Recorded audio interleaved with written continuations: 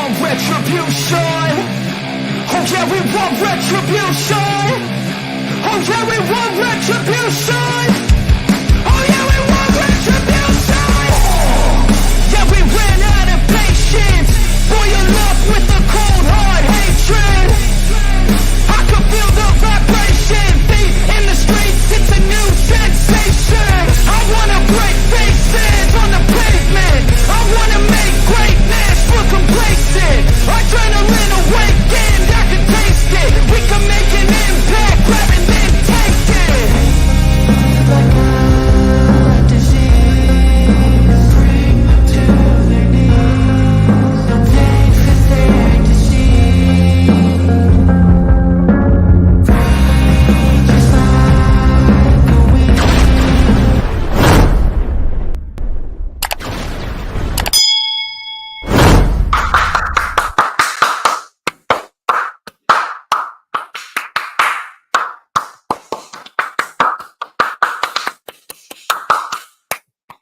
Ladies and gentlemen, I'm the one and only DJ Storms, and I would like to welcome each and every single one of you back here to a very special edition Thursday stream. We are streaming live on 3 different platforms across 1, 2, 3, 4, 5, 6, 7 different accounts. We got a nice wide outreach, and we got ourselves a brand new era of wrestling analytics that we are going to dive into tonight. As of course, you already know who I am, Mr. Controversy, and the operator of the best damn Twitter handle known to mankind. And I would like to welcome each and every single one of you to the very first episode of World of Wrestling. World of Wrestling will be a brand new monthly stream right here on the PWP Nation social medias and my personal social medias as well, where we dive into the hottest topics and discussions in the realm of pro wrestling that takes place over the course of the last month. And we got ourselves a lot of good material to talk about here tonight. As you can see, I am not alone. I am back here with a very good friend of mine. He is the founder of the PWP Nation brand. He is a lifelong wrestling fan, New Jersey Brethren Posse member. He is a very knowledgeable individual in the realm of professional wrestling. Ladies and gentlemen, please help me welcome Jay Alletto. How you doing, brother? What's up, man? I'm fantastic, dude. I'm psyched to have this show up live on PWP Nation Facebook because we are kicking ass over there. We're putting up a lot of big numbers, and it's a lot of fun. Building up this brand for over 10 years now, over a decade in the making here at pwpnation.com. Man, we're chilling. We're chilling, dude. We got a lot of stuff to talk about, and of course, we're going to get into all of the news and ongoings in professional wrestling. And believe it or not, right now is like a hot period in the business. You know, I haven't seen numbers like this in many years. From my seat, honestly, I haven't seen traffic numbers like this on the different platforms all combined in the history of my website. So I'm excited about this next year, probably next 5-6 years of the business. I think it's going to be a real great, exciting time. It's going to be a very exciting time, to say the least. And Hooligram, no, this is live, brother. This is live. You know, I never do pre-recorded material anymore. The only type of pre-recorded material that I do is when me and Thunder are doing the drum covers. Trust me, we're going to have another one up for you guys very, very soon. But no, we are live tonight. We got plenty of good topics to talk about. We're going to talk about some early WrestleMania 40 predictions, the terrible builds towards the WWE premium live events and the AEW pay-per-views, the absolute deterioration of the Bloodline storyline, how the mighty have fallen. We're going to talk about Wrestle Dream and AEW potentially adding more pay-per-views to their schedule. And, of course, the firing of CM Punk.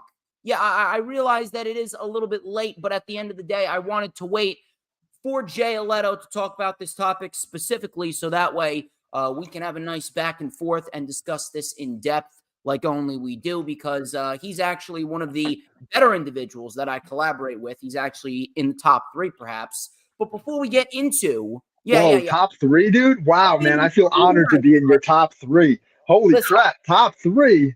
Good. Wow, dude, top 3. I'm being Whew. nice right now. I'm in a good mood. Hey, mood. real quick, I'm Hula still in a Grim good mood says, by the end of the stream. Holigrim's waiting for me to blink, bro. I can't blink because I'm under MK Ultra control, bro. So I can't blink. You know, I I just know, well, we're cannot all blink. part of the Matrix right here, Hooligram. There ain't no Right. blinking in the Matrix. But anyway, before we get into what we're going to get into, let me throw it over to you, Mr. Alletto. Where can everyone find you on social media? All across social media, brother, at Jay Alletto, which is JayALletto. You can find me on X. You can find me on Facebook and all of the different alternate platforms out there. I'm available. And also at PWP Nation. You can cop the t-shirt, get it at ProWrestlingTees.com. And check us out on Facebook, where there's a lot of meaningful discussion. Great discussion on our Facebook page. For kicking ass, taking names over there. And we have been for 10 years, you know, and that's part of the reason why we're doing so well now, is because we've stuck at it for this long. So we're looking to rebuild the team and do a lot of fun things here at pwpnation.com. A lot of great things in the future. So yeah, check us out. If you're listening for the first time, thank you so much, and continue to do so, because we're here to stay. And not only is, you know, I want to make something clear too. This is the first episode of a new era of World of Wrestling. I didn't start this little concept about 3 years ago on the YouTube channel, but I just never really got it rolling. Did like 4 episodes, but we're going to keep this going. It's a monthly series, and you're probably going to see a little bit of my own show here on the Facebook channel with me by myself doing live streams, like IRL content, just sitting there taking questions and not really being too structured of a conversation. So I just want to talk about that a little bit as well. But let's get to it, brother. Let's rock and roll.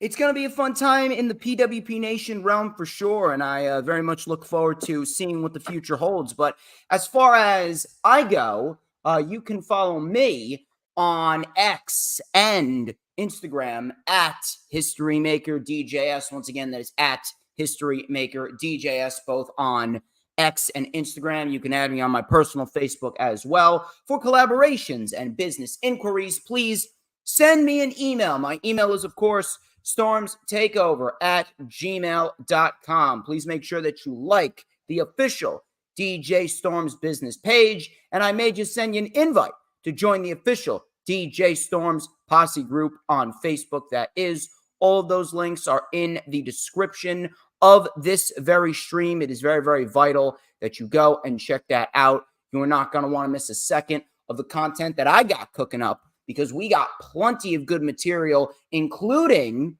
the rundown for NXT No Mercy coming up at the end of the month. Me and Earl are going to celebrate the 100th episode of Wrestling Experience. We got Wrestle Dream, we got Fastlane, and major events happening at the end of September. Of course, we got ourselves the 25-year anniversary of ISPW. That is a show that is taking place inside the Totowa PAL in Totowa, New Jersey, where we will see Richard Holiday defend the ISPW World Championship against one Danny Morrison. Ray Calici will defend the Tri-State title against Crowbar. Bull James and Alpha Jr. will face off in a dog collar match. And then the following day, me and Jay are actually going to be taking a little trip to Rockaway Mall, Rockaway, New Jersey, between 10 a.m. and 4 p.m.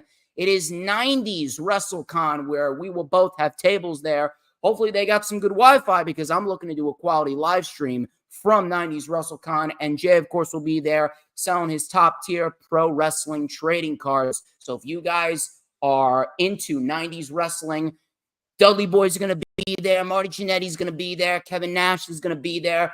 The Nasty Boys are going to be there. Duke the Dumpster Drozy. Everybody's going to be there. Trust me, it's going to be a very, very fun con, and I'm going to be there all day. I'm going to be selling T-shirts as well. I got my own merch. DJ Storms T-shirts with the saying, "I am inevitable" on the back, because that's what I am. I am like death and taxes. So at the end of the day, if you guys are looking for a quality DJ Storms T-shirt, please hit me up. They are $25. And I'm also selling wristbands for $2 as well. Please make sure, whether you're watching on Facebook, X, or YouTube, like the stream and share it out on all platforms of social media, whether it be Twitter, Instagram, Facebook, Pinterest, Tumblr, Snapchat, TikTok, whatever social media platforms that you may be using. And of course, when you're watching on YouTube, whether it be the PWP Nation YouTube or my YouTube, you hit the subscribe button because it helps us out. I'm on the road to 2,200. He's on the road to 1,000 YouTube subscribers. So it is very, very vital that you help both of us out. And of course, when you hit the subscribe button, this is where it starts to get good. You got to hit that notifications bell with a huge coup de grace, because that way you're going to know whenever I pop up on YouTube. Because whenever I pop up on YouTube, oh, baby, it is the best time to be on YouTube. You know why? Because it's the only time that you're going to get to see this oh so glorious and scintillating sideburn chin strap combination and this beautiful mustache right here. Hang on, this is Hoolagrim's favorite part of the stream right here. I know he's been waiting tirelessly for the last 12 minutes for this. We're going to break out this beautifully crafted magical ace comb, and we're going to light it up with a little and a dash of and a whole lot of because like hot, fresh, succulent pepperoni pizza, I am just so good, because everybody wants a piece of the StormsMeister. Anyway, we all know I'm the tastiest snack in the IWC, but enough of the self-brand promotion and the advertisements. Why don't we get straight into the topics right here? I figured that we start off with just a little mini topic before we get into the main ones. Fightful Select and Jonathan Rossap, the soy boy Jonathan Rossap, he reported that Jade Cargill, who lost the TBS Championship title rematch that she got against Chris Statlander on Rampage, we will see that air tomorrow at 10 p.m. on TNT. Rightfully so, by the way. Chris Statlander should not be losing that title until she hits 200 days minimum.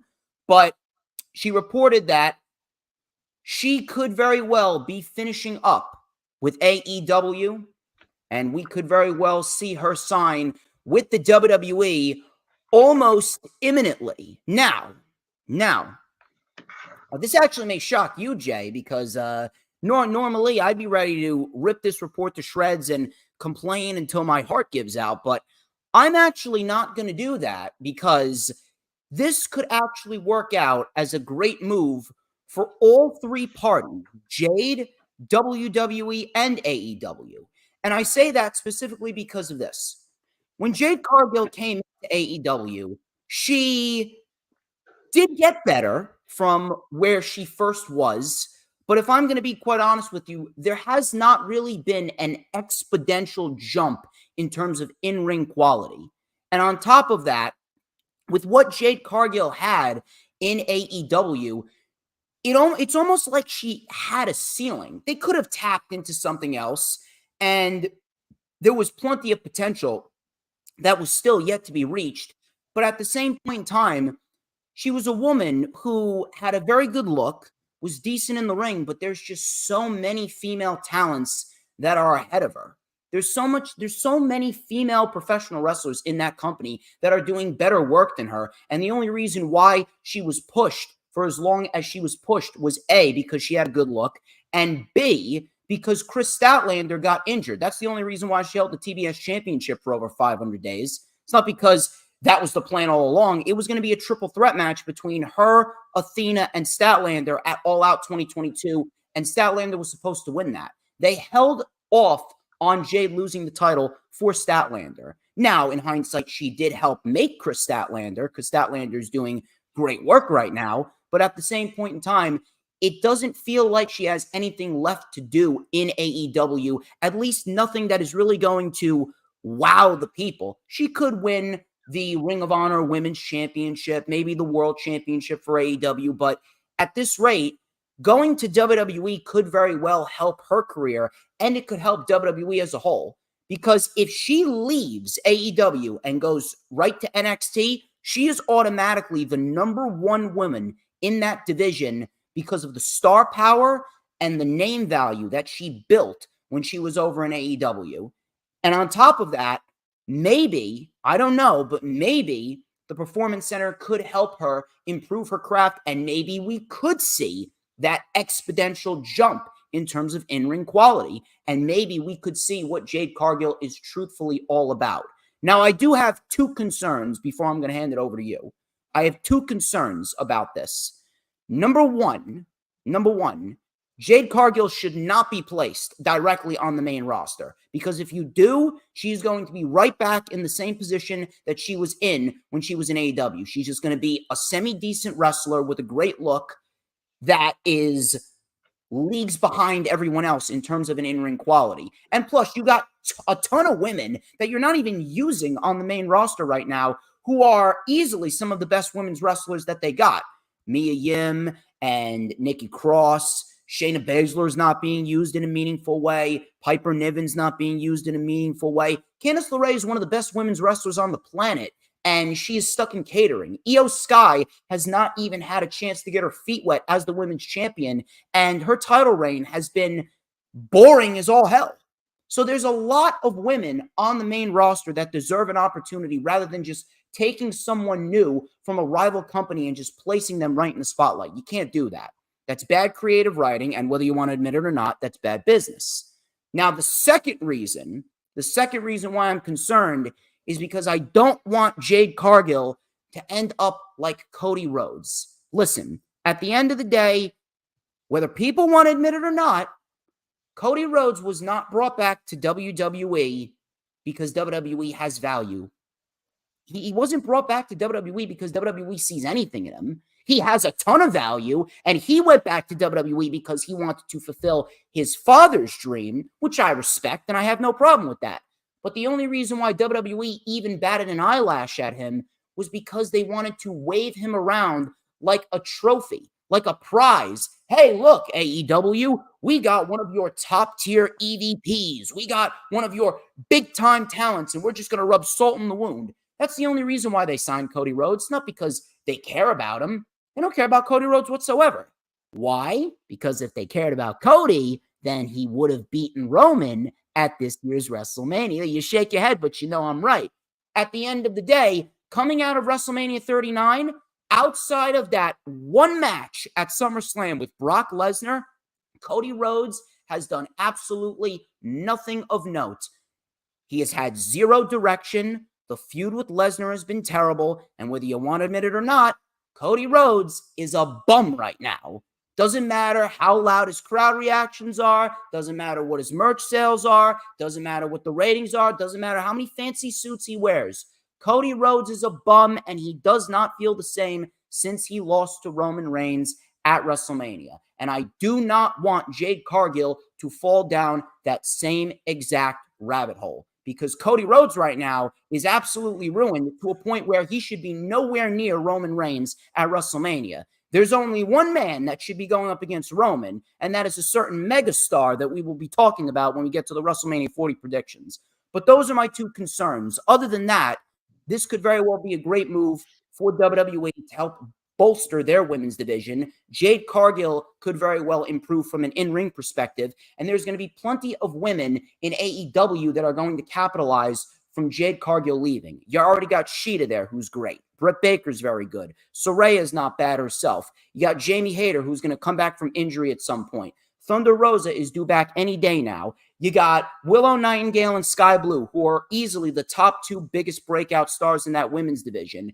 Hell, they're bringing in Mercedes Moné in a matter of weeks, maybe even a matter of months. She could very well show up by next week at Grand Slam. So they don't need Jade Cargill. WWE needs Jade Cargill more than AEW needs Jade Cargill. So I don't necessarily have an issue with her going to WWE other than those two concerns that I just named. But I'm going to throw the ball over to you, Jay. What you got for me? That was a lot, bro. I got to tell you, that was a lot.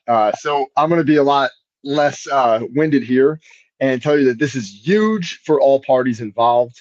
Jade Cargill will grow leaps and bounds in a very short amount of time under the tutelage of people like Shawn Michaels and Triple H and all of these just great wrestling minds in WWE. Terry Taylor, people like that. They will help her out immensely. And no doubt she's going to go directly to main roster television. She's a TV star. I don't see her going to NXT. I just don't at this point. She's 31 years old.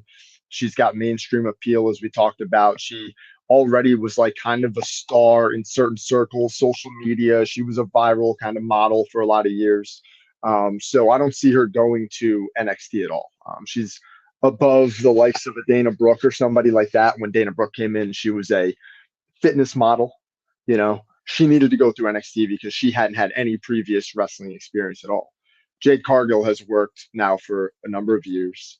She's been training with some of the best in the world, Dean Malenko, Bryan Danielson. I know she worked a lot with Bryan Danielson. That's public knowledge. I think she's going to excel very fast. Now, if she does take a detour to NXT, I would not be surprised if it's a short run there. You know, I'm not sure when this contract ends. I mean, that's unclear, right? This report from Fightful did not state that they know exactly when this contract ends. It just stated she was going to finish up soon, probably put over, like you said, Chris Statlander again. Maybe they'll do some kind of gimmick match, something cool like that. Put her over on the way out.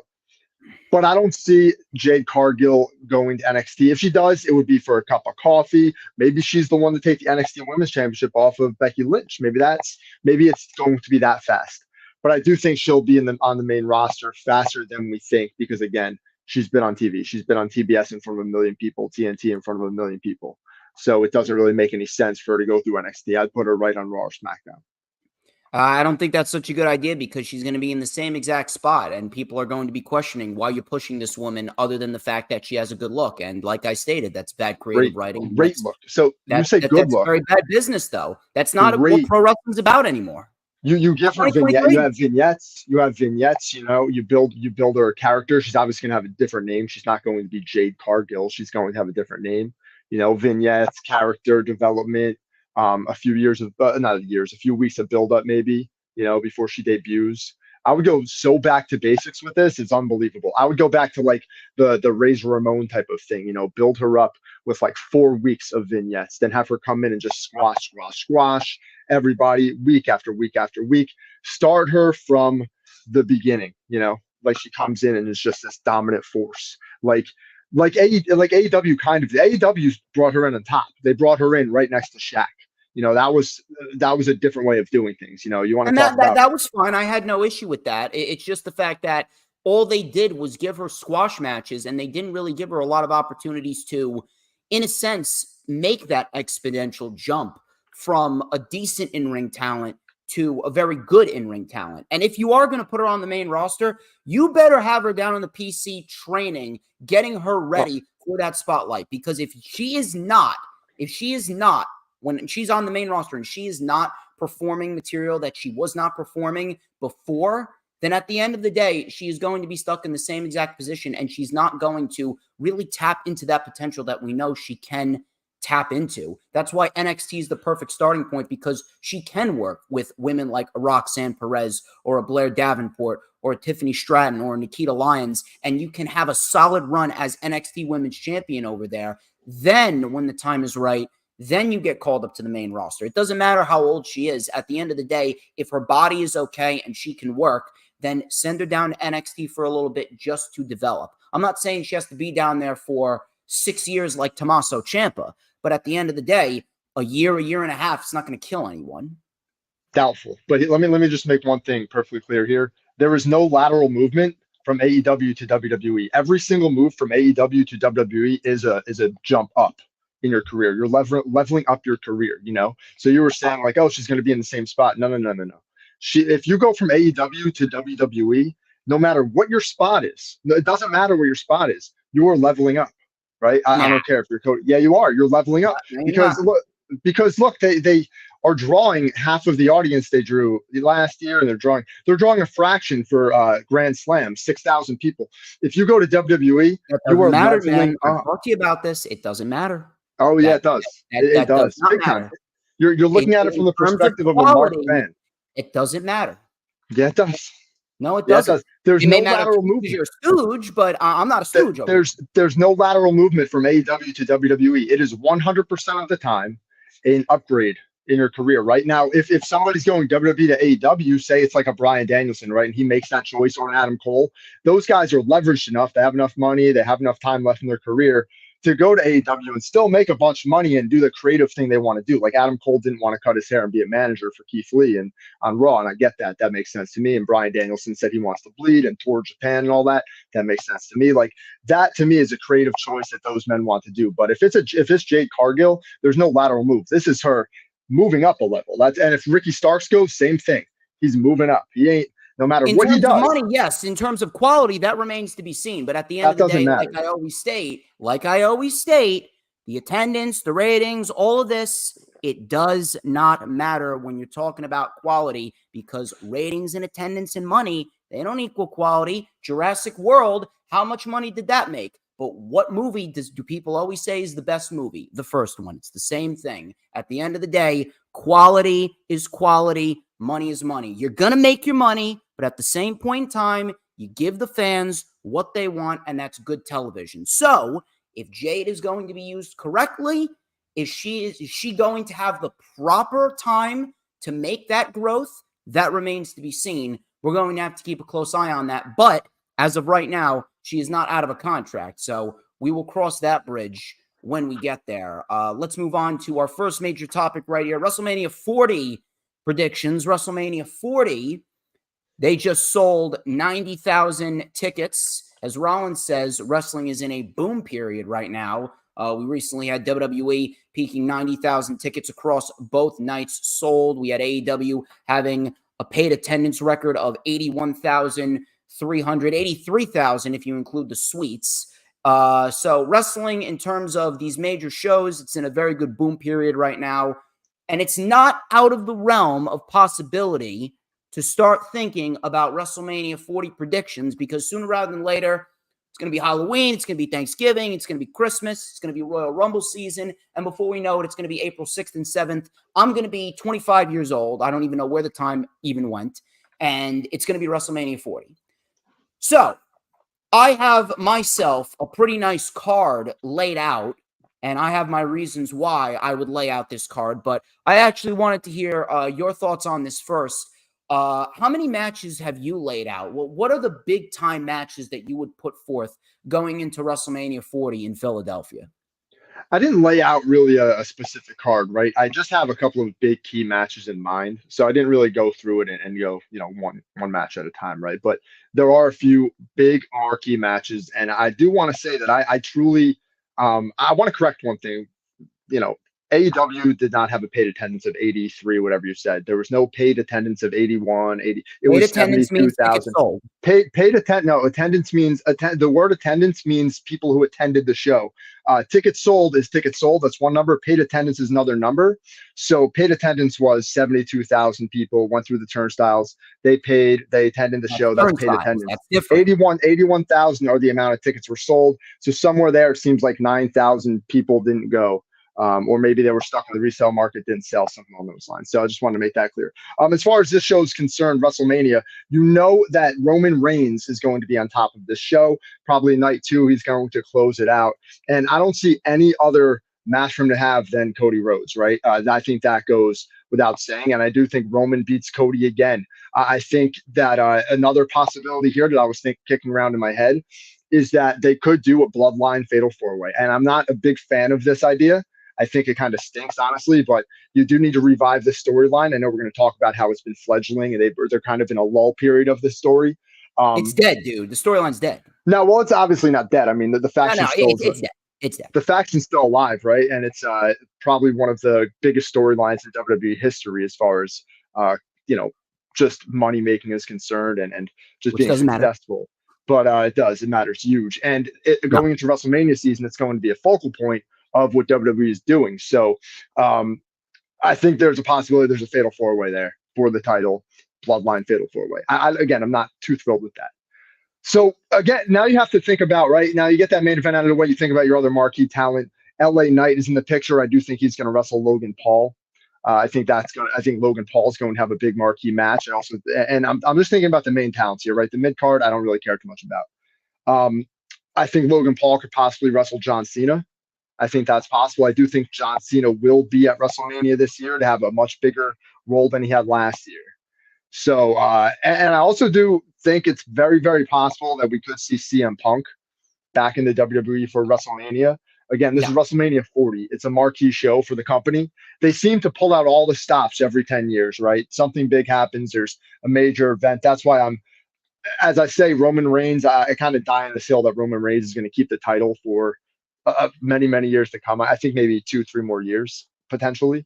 I But will probably stop watching the company if that is the case, because I this do this show. think, I do think there's a huge possibility that Cody Rhodes comes out on top. Because again, every 10 years they like to do this big marquee show, right? WrestleMania 20, you had the Benoit Guerrero moment. WrestleMania 10, you had the Bret Hart moment. WrestleMania 30, you had Daniel Bryan on top of the world. WrestleMania 40 is Cody Rhodes going to finally get his moment. I think it's very, very possible it could happen here. So yeah, I just want to kick around a couple of those ideas. Obviously, we'll have Gunther probably have a huge match on the card. I wouldn't be against the idea of having him versus Brock Lesnar at WrestleMania. I thought about this pretty extensively the other night. I think that could be huge money, especially if Gunther's still the Intercontinental Champion and this is the first time Brock is going for that belt. I think that'd be a lot of fun. And I think that would draw some mainstream attention to Gunther that he absolutely needs here. And another one I thought about is Randy Orton's role. Like, what is he going to do? Is he going to be back in time for WrestleMania? I think whatever he's going to do needs to be meaningful. So that's something that I couldn't really come up with a good path for him at this point in time because I just can't see it. But I think Randy Orton, if he's back, if he's ready to rock and roll for WrestleMania, he needs to do something meaningful. The women's side of things, Rhea Ripley, I think her versus Bianca Belair is probably something that I would try to put together somehow, some way to get there. I think that's, I don't know, a no-brainer. I guess Charlotte Flair potentially, and Bianca Belair is another one that people are fond of. So I don't know. I'm excited for WrestleMania. I don't know if I'm going to go. I don't know if you're going to go. I think we kind of talked about this a little bit, but it's in Philly. It's kind of next door to us. So I'm thinking about maybe going to one night. I'm thinking about it. How you doing, the Queen of Masquerades? I'm having to handle this fucking, I don't know. What? Anyway, What's up? What's up, bud? Yes, Hooligrim, I am listening. Yes, Hooligrim, I am listening. Oh my God, Queen of Masquerades. She's a big fan of you right here, Jay. Yeah, she's cool. What's up, Courtney? So, I actually took the liberty of laying out a very nice card right here, and Queen of Masquerades. I got to deal with this corporate stooge who says TKO is cool. So we got ourselves the Intercontinental Championship. I do believe Chad Gable is going to be taking that title from Gunther at Fastlane, and the Brock Lesnar match will not happen at WrestleMania. That's going to happen in Saudi Arabia with Gunther and Lesnar, and Gunther will go on to win the Rumble. But Chad Gable, if you're asking me, this is a long, drawn-out story with Chad Gable that is going to result in him winning the title, and his opponent at WrestleMania makes perfect sense in terms of laying out a story to easily the best faction in WWE right now, which is the Judgment Day. Chad Gable, J.D. McDonough for the Intercontinental Championship with J.D. McDonough going over, and that will be a story that plays out throughout the entire night. The Judgment Day will be keeping those titles going into WrestleMania, and they will be facing the reunited DIY, that being Johnny Gargano and Tommaso Ciampa, which would be one hell of a tag team match for the undisputed tag team titles. And I do believe with DIY going over, that's going to set up a story that's going to take place later on in night number one. Rhea Ripley, it's either one of two people. It's either Rhea versus Becky, or it's Rhea versus Shayna. And if you're asking me, I would probably go with Shayna. But knowing them, they'll probably go with Becky because they do not know how to create new stars. Once again, bad business. Io Sky, I got two individuals potentially going after Io Sky. And this would result in one of these women winning the Women's Royal Rumble. It's either going to be Bayley because she's never won a Women's Royal Rumble, and putting over Io would definitely help Io in the long run. Or, with the rumors of her returning, Kairi Sane could be coming back, and Kairi Sane winning the Women's Royal Rumble would be a very, very nice choice. And you just put Kairi and Io together, let them go 15, 20 minutes. It will be magic. It will be absolute magic happening right before our very eyes. Rollins would have himself a match with the Ring General Gunther, but he would not be walking out the World Heavyweight Champion, and neither would Gunther. because Damian Priest would swoop in and do the same thing that Seth Rollins did to Roman and Lesnar at WrestleMania 31. And Damian Priest swoops in with a cash-in, makes it a triple threat, pins Rollins, and we can build towards Gunther getting his moment. Probably at SummerSlam, give Damian Priest some nice time with that World Heavyweight title and build the dissension between him and Finn Balor and the Judgment Day splitting up. On night number 2, Cody Rhodes should be nowhere near the World Heavyweight Championship, and Roman Reigns, if he's going to be continued to be booked like a bum, because he's a bum, if Cody Rhodes is going into WrestleMania, I can see him fighting 2 men.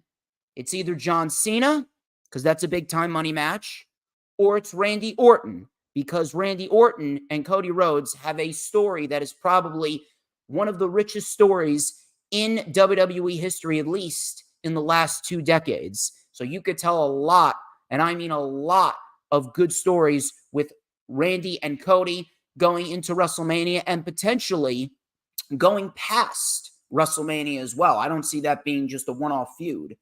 Santos Escobar, I do believe he is going to be winning the United States title. The heel turn is imminent, and Santos Escobar is going to be ditching Rey Mysterio. He will be taking that United States title. When is the question? I do believe it's going to be at Fastlane, so we will see both. Yes, I actually do believe that I'm going to get you on my show, Queen of Masquerades. I think that you would provide a very, very, very nice analytical sense, and you're not a business stooge.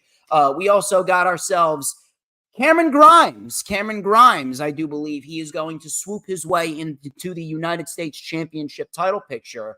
And Cameron Grimes will be fighting Escobar. Escobar takes the title from Rey at Fastlane. He takes the title from Rey Mysterio at Fastlane. And we do indeed see Santos Escobar take that title going into WrestleMania. And he will fight Cameron Grimes. I really do hope Cameron Grimes makes his way back on the television because he is sorely missed. He is like the hick version of Bryan Danielson. He can have a great match with a plastic blow-up doll. Jimmy and Jey Uso. Jimmy and Jey Uso. That is a match that they will be building towards coming up at WrestleMania. And yeah, I know. I call Jey out all the time. This is what we do. This is called banter. We got Jey and Jimmy Uso going down at WrestleMania. It's a match that is pretty much, how many years in the making? 13 years in the making since they signed with the WWE. And on top of that, there was a report going down that we will indeed be seeing Jey and Jimmy hold off until WrestleMania 40. What does Brock Lesnar do? I have a perfect answer for you right then and there. He is an NXT call-up that has a rich family history by the name of Braun Breaker. And Braun Breaker getting called up to the main roster, fighting Brock Lesnar, that would be a big moment for him, and it would be a moment equivalent to winning a championship with Braun Breaker going over the Beast Incarnate Brock Lesnar. And if you're asking me, who should be main eventing the night 2 of WrestleMania 40 with Roman? Should not be Cody if he's going to continue on this path. The only man that should be main eventing WrestleMania 40 with Roman Reigns, and he should be winning because Roman needs to lose that title ASAP. Roman Reigns is actually causing more harm to the WWE product than good. And people may want to deny that, but it is the truth. Roman Reigns needs to drop that title immediately, and the right man to take it off of him is none other than the megastar, LA Knight. LA Knight can win the Chamber, or maybe he wins the Rumble, depending on which route they want to go. I would be okay with either specifically, but in the end, I do believe that we will be seeing LA Knight get a big-time role at WrestleMania, and I do hope that it results in Roman Reigns losing the title to said megastar. Those are the WrestleMania 40 predictions. Those are the WrestleMania 40 predictions. No, Queen of Masquerades. LA Knight is the absolute megastar, and we will not be throwing down any disrespect towards him. Yeah. We have concluded that topic. Let's move on to our second major topic. Your mic is off, Jay. Before you move on, let me ask you one question, right? What's Logan Paul do? Because you know he's WWE, one of WWE's biggest stars, right? What is he? What do you have him doing at WrestleMania? Do you have him on the card? Have you thought about that? What's he doing? If Logan Paul is going to be on WrestleMania's card, then you can easily slot him against John Cena while Randy takes on Cody. I like John Cena versus Logan Paul. I think that's a really good match, and I think that has a lot of mainstream appeal. I think we're gonna look at something like that. But overall, dude, I just want to mention before we move on to the next topic, I really liked your card, very well thought out. I didn't think it out as much. I only worry about kind of the top tier talent here with something like this, and I really like your idea of Randy Orton and Cody Rhodes. I think that's an obvious route they can go at some point when Randy Orton's ready. I don't know when he's going to be ready, dude. That's something I'm concerned about. Like, when's he going to be ready to rock and roll? But yeah, great card, I feel bro. like he's due back any day now. I actually thought he was going to show up at Payback, and he was actually going to interrupt the Grayson Waller effect with Cody and Grayson Waller, but that didn't happen, and we ended up getting main event Jey Uso. And the meme, Cody Rhodes, the adrenaline in my soul. Oh! So, I had to fight the urge to put my head through a wall. But anyway, we got any more matches that you want to talk about before we move on? No, man, no, that's it. I think WrestleMania 40 is going to be huge. I do think they'll probably do some kind of ode to ECW along the way. I think they'll introduce some kind of hardcore aspect. They probably won't call it hardcore, maybe they will, but or extreme, maybe. I think they'll reintroduce something like that because I think they'll embrace that a little bit this coming year because they'll be in Philadelphia. I do think maybe Paul Heyman goes into the Hall of Fame. I did want to mention that as well. I think that's a big that's a no-brainer. Paul Heyman goes into the Hall of Fame. That's a no-brainer. I think that's a huge possibility. So let's talk about our second major topic, premium live event and pay-per-view build. So I would say it is safe to say that this year has probably been the best overall year in terms of main roster, big-time major pay-per-views across both WWE and AEW. It's probably been the best overall pay-per-view year probably in the last 2 decades. I'm not even lying to you. On both AEW and WWE side. Outside of the Rumble, which was awful, and SummerSlam. SummerSlam was so-so. SummerSlam did have some decent aspects here or there, but overall, SummerSlam was not that good of a show. It was actually on the lackluster side compared to most of the pay-per-views that we've seen from WWE this year. But regardless, WrestleMania, great show. Elimination Chamber, great show. Revolution, great show. Forbidden Door, great show. All In, great show. We had a very good All Out. We had a very good Double or Nothing. We had a very good Night of Champions. We had a solid Money in the Bank. But at the end of the day, the common denominator here is all of these shows, while they've been excellent, the build towards these shows are just not good. This is probably the worst year in terms of weekly television for the main event, big-time professional wrestling shows, Raw, AEW, SmackDown, Rampage, Collision, that we've seen. And I'm not sure why it all of a sudden had to come all at the same time, but we want to talk about how we can fix that. Now, AEW's issue, that's a little bit easier of a fix than WWE's issue. And I will give Tony Khan credit because he has been doing it this last week. The main problem with AEW pay-per-views is that they do not start announcing these big-time matches until 2 to 3 weeks before the show, which you can't do that. You can't do that. The people want to know what exactly they're going to be paying $50 to watch. Now, I will say, Tony Khan has started doing that. He announced we got Bryan Danielson calling out Zack Sabre Jr., who's the best technical wrestler in the world. Swerve Strickland and Adam Page, they've had some very nice back and forths going into Wrestle Dream. Then you got Konosuke Takeshita targeting Kota Ibushi, which makes perfect sense because Kota Ibushi is a friend of Kenny Omega. And it gives Kenny Omega a break. And then Kenny Omega can finally get his revenge at Full Gear against Takeshita. And that's fine. But I'd like to hope that he's going to do that going forward.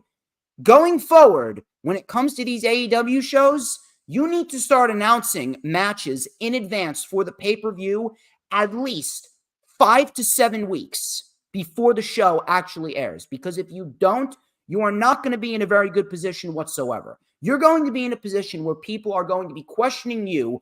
Hey, where's the card? What are we paying for? We need an actual card to be assembled. What's going on these weekly television shows? It's almost like we can sense where they're going with the weekly television shows. Now, their weekly television shows, they've been up and down. They've been like a roller coaster this year. We have a couple of solid shows, and then we got a couple of lackluster shows. Not terrible shows, but lackluster. Definitely on the lackluster side of things. They're here, they're there, they're up, they're down, they're hither, they're yon. AEW is very, very inconsistent when it comes to their weekly television program, at least this year. This year, they've been very, very, very inconsistent.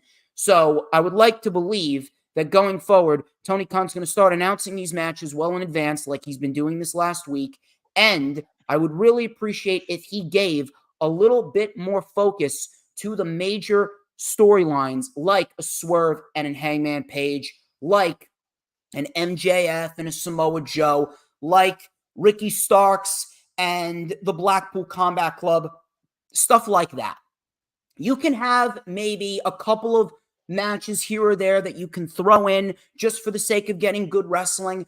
But overall, he needs to format these shows where we focus on the main storylines, the important storylines, while building up new stars as well.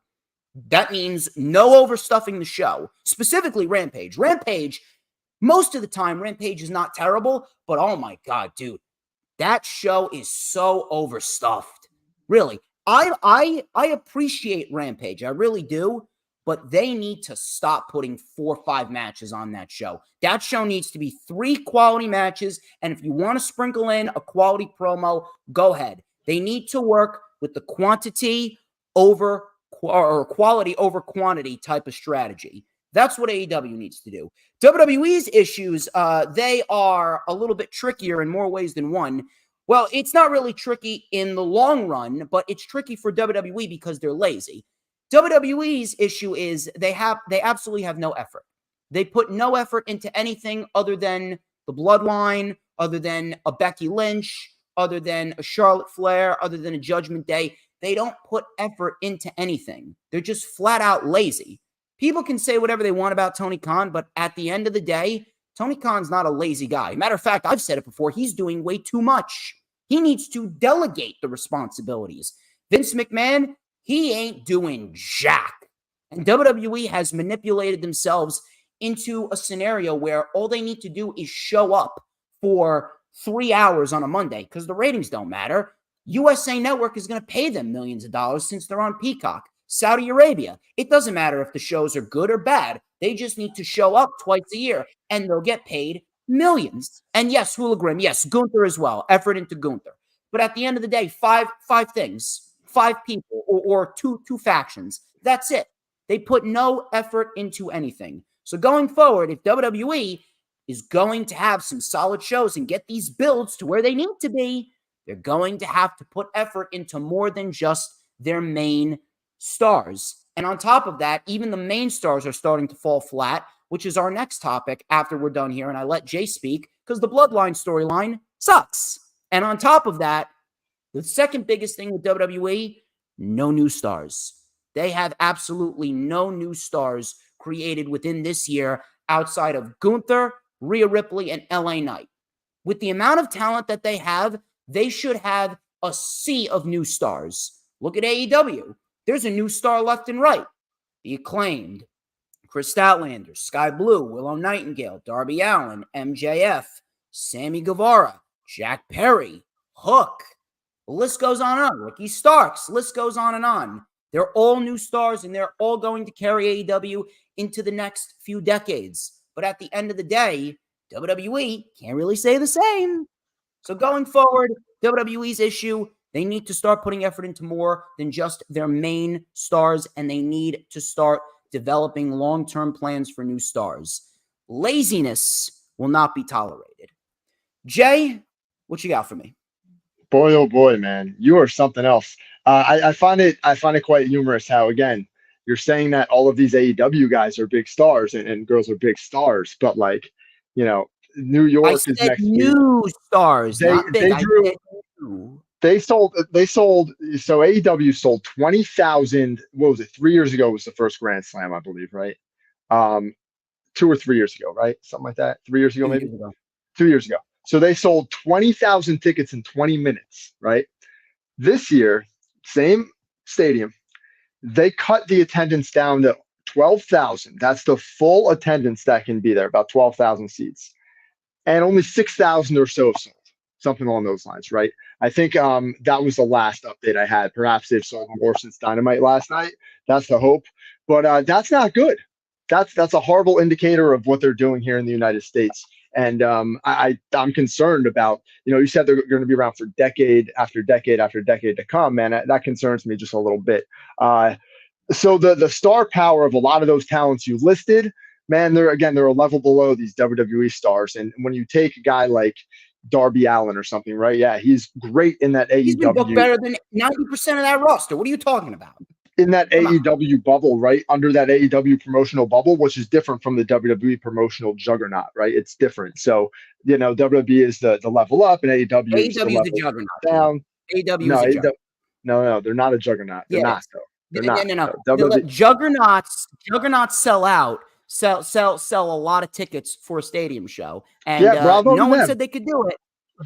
I can't wait to see how AEW's a many they powerhouse. sell. Let me get that straight. Next year, they'll probably sell half the tickets, and that'll still be a big win. If they sell 40,000 for Wembley next year, I would say that's still a They're huge going to win sell for them. 70. If they sell 40 next year for Wembley, I think they'll probably sell 50. But if they sell 40, that's a huge win. But back to the topic at hand, yeah, like creative has always been a sticking point for me personally for wrestling, as far as not just WWE, but all of the companies that have ever really existed. I'm very nitpicky with creative, right? But now, in kind of like as I'm approaching 40 and I look at the business differently, since I've actually been in the business, I've worked in the ring, I've refereed probably over 100 matches by now. I've worked with wrestlers behind the scenes, both WWE Hall of Famers, guys who've been on TV, et cetera, et cetera. I look at the business a lot differently now, right? You can get a lot less with more, a lot more with less sometimes. And you look at the WWE infrastructure, right? The people who are running the show. It's all the classics. Kevin Dunn, Vince McMahon, Bruce Pritchard, Triple H is there. I mean, who knows how much swing he's got right now, but it's all the classics. He's got no swing. He's not in control. And you see some of Triple H's talent are getting completely squashed, man. I was a very symbolic ending to Raw this past week with Nia Jax squashing Rhea Ripley, right? And a symbolic ending to Raw. I nearly broke my television.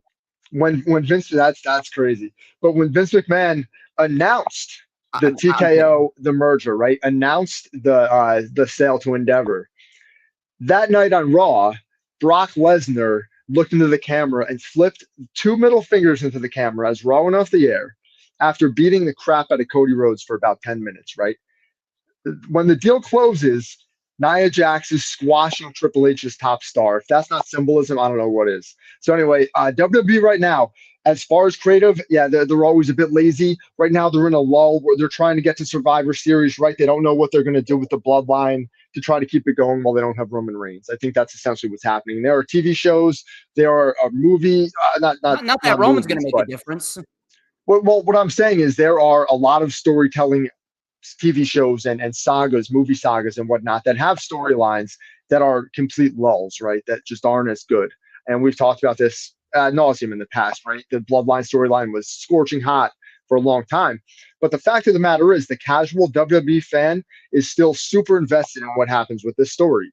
They want to know how it goes. They want to know how it ends. And more importantly, they want to go to the arena to see how it plays out, to see how it ends. And WWE is doing record numbers at the arena for every premium live event. They just did a record number for Payback, and they're about to do more record numbers coming up in the future.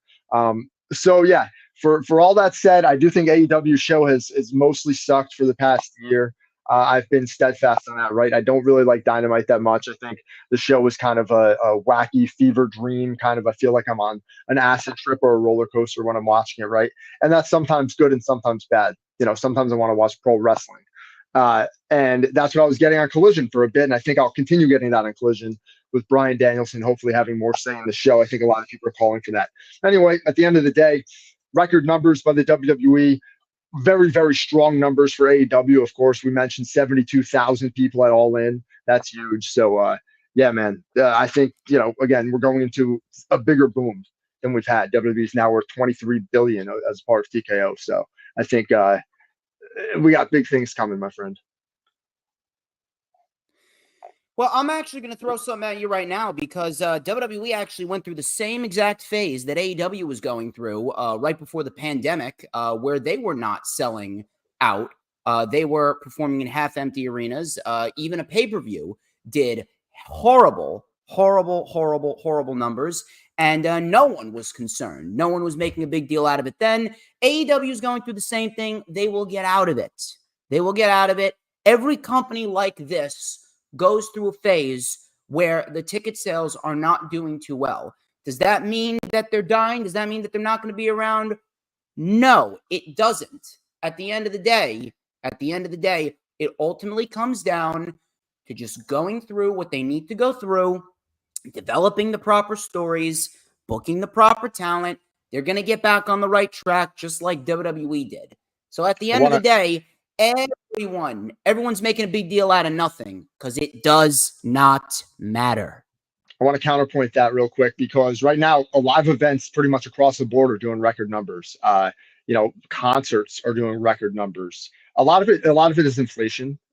Ticket prices. There's just more demand now for tickets out there for events, and a lot of that has to do with they took all our events away at the pandemic. They took every event away from people for over a year, right? I can't even remember how long it was, almost 2 years, and they took everything away. So now people want to go. There's a bigger demand ever to go to events. That's why it's a red flag for AEW because people don't want to go to the arena. I went to a Rampage in Atlantic City last year, and you could literally just go to any seat in the entire place. That wasn't filled, obviously. You just walk around and pick wherever you want to sit, and they haven't been back there because it was not a great showing. I bought tickets that day to the show. So I'm just concerned because I've seen this happen, right? I've seen this happen to wrestling companies in the past, and I hope they're able to ramp up ticket sales again in the United States. That's all. They're going to. Trust me on that. They're going to. This company was literally built on the phrase, you can't do this. You can't sell out 10,000 tickets for All In. You could never sell out 20,000 for Arthur Ashe Stadium. You can't sell 81,000 tickets. You can't make $10 million for All In. You can't do this. You can't do that.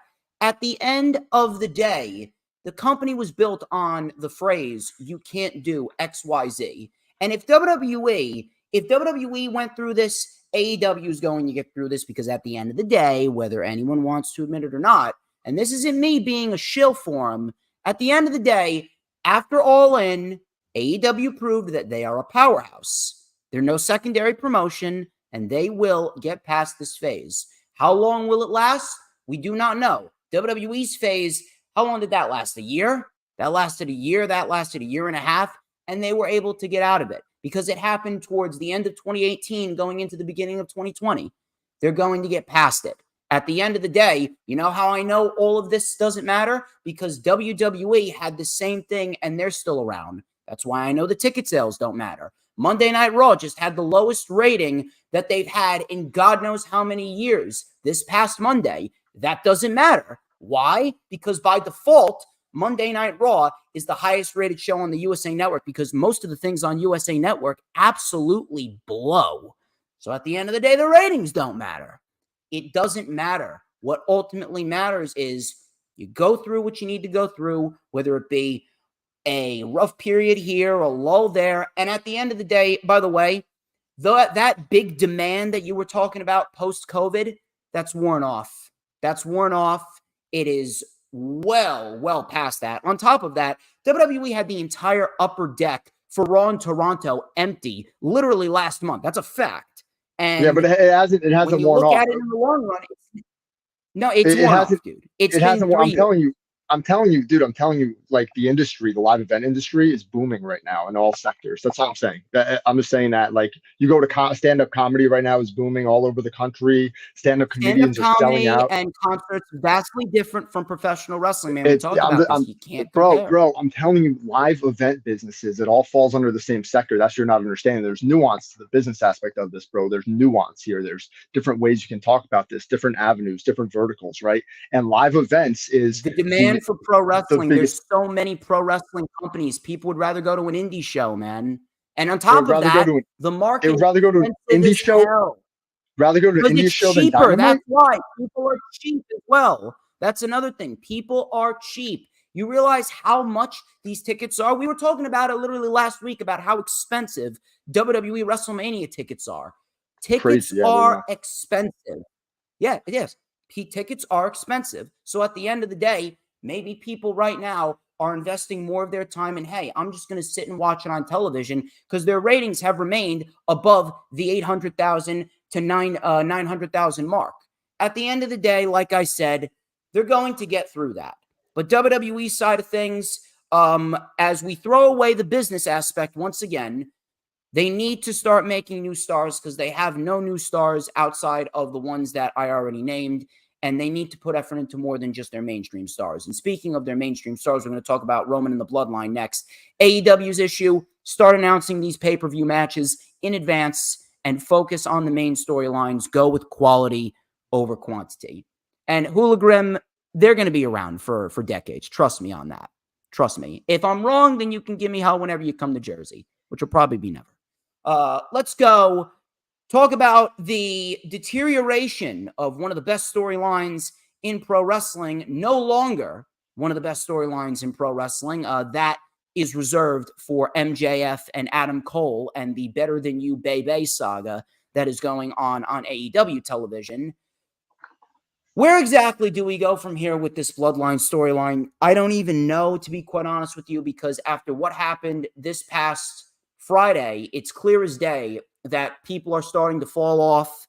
Even with Roman Reigns, I'm telling you, even though it doesn't matter, I'll say it again, even though it doesn't matter, the ratings are going to start reflecting that people are not interested in this Bloodline storyline because outside of John Cena's major return this past Friday on SmackDown, I believe it was the September 1st edition, the highest rated segment on the show was the segment between The Miz and L.A. Knight. L.A. Knight, he's got higher merch sales. Sami Zayn has had higher merch sales. Cody Rhodes has had higher merch sales, even though he's a bum. Cody Rhodes has had higher merch sales. All these individuals, higher merch sales than the Bloodline. That tells me that the Bloodline storyline has fallen off. What they should have done is Cody should have won because Roman's title reign has virtually become meaningless following WrestleMania. Roman didn't need to reach 1,000 days.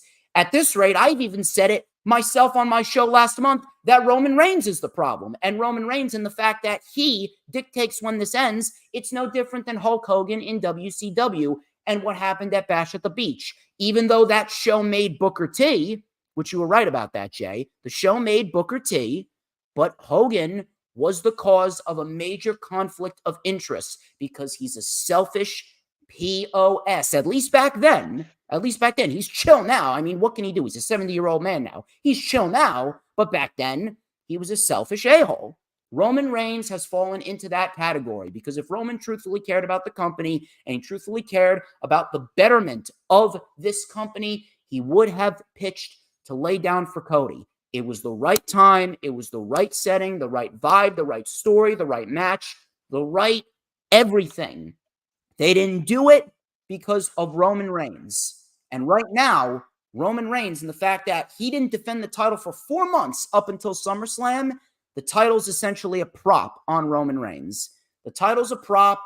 The Bloodline storyline has become majorly confusing with Jimmy Uso nonsensically costing his brother for no reason. Why? Because I was afraid to lose you, Uso. I mean, you should have had faith in your brother to know that he wasn't going to become what Roman Reigns is becoming as well. And now Jimmy Uso wants back into the Bloodline after he was legitimately hospitalized by Solo and Roman. Makes absolutely no sense. And more people are going to start dropping off. It doesn't matter how many mega returns that Roman Reigns makes. Doesn't matter how many millions this company makes. Doesn't matter if SmackDown's the most watched show in the industry. Fox is actually looking to get rid of him too. In the end, the Bloodline storyline should have ended at SummerSlam. After Roman lost the championship to Cody, you still could have done the same exact tag team match with KO and Sammy, the same heel turn, and you could have done Jay versus Roman with no title, and then Jay could have just beaten Roman. Roman right now should be used with the remaining star power that he has. Roman should be using his star power to help get others over, putting over McIntyre, putting over Gunther, putting over guys like that, because that's where he is. It doesn't matter whether he has the title or not. At the end of the day, he's at Undertaker levels. Doesn't matter how many losses he takes. He's the Undertaker. Same thing with Roman Reigns. Doesn't matter how many losses he takes. He's Roman. Same thing with Cena. Same thing with Orton. Same thing with all the individuals like that.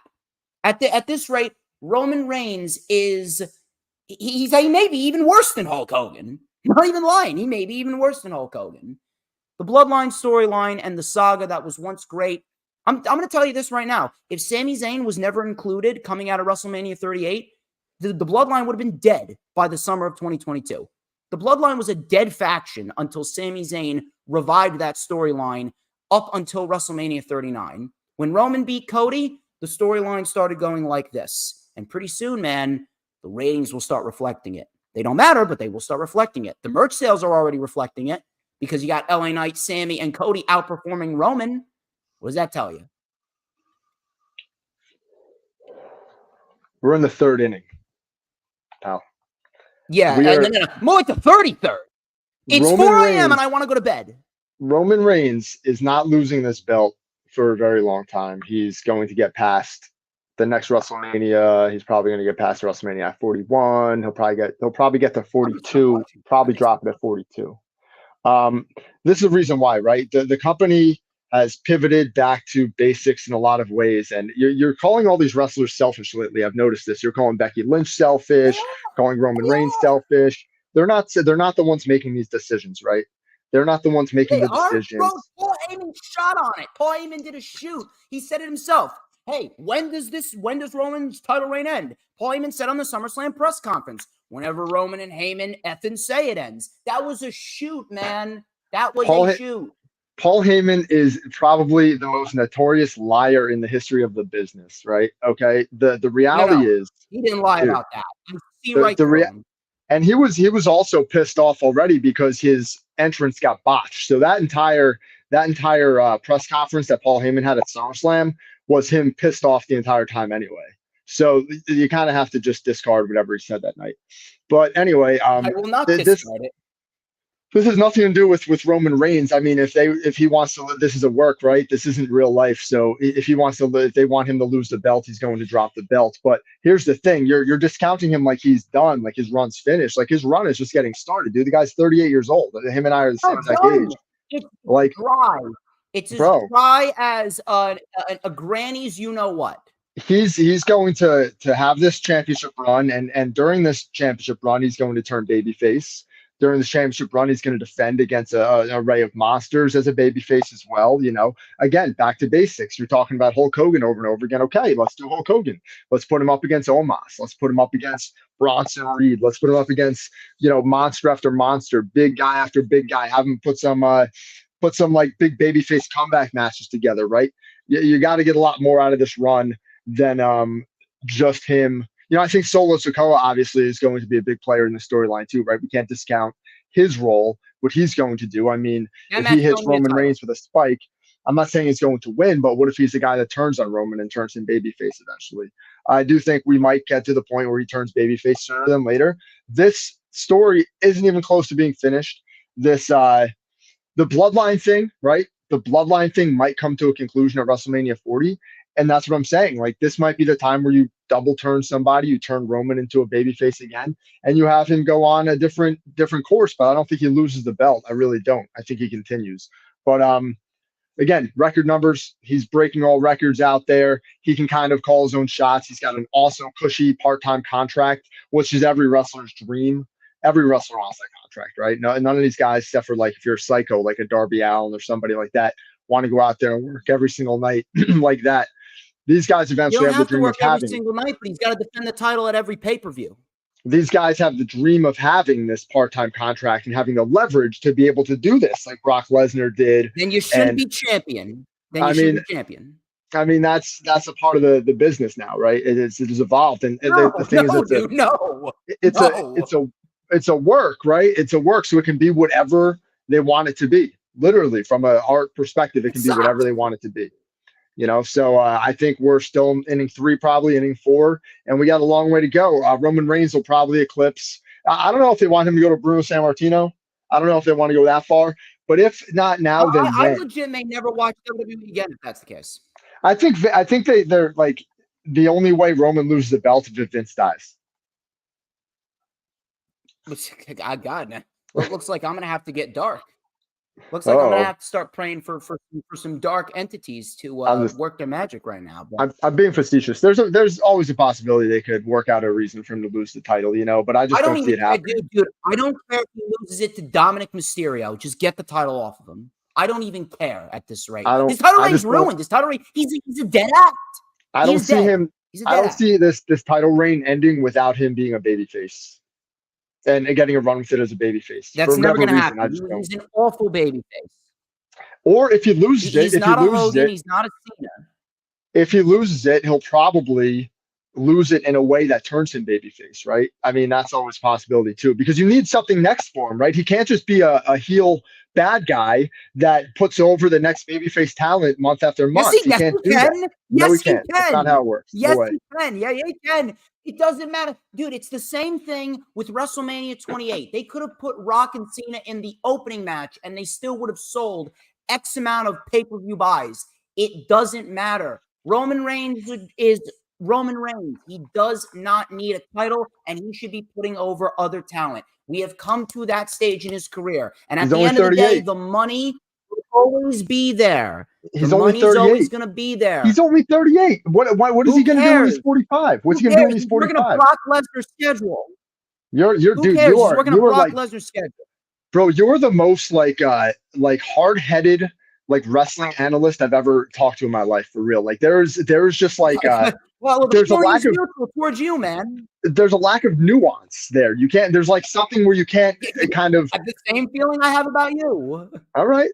I mean, I think it's easy to. I think it's easy to say that if you're doing record numbers like you've never done before in the history of the business and you just sold for $9 billion, you're doing something right, and that's a huge reason why the guy's run isn't going to end anytime soon. You're doing financially right. You're not doing creatively right, and at the end of the day, finances don't matter.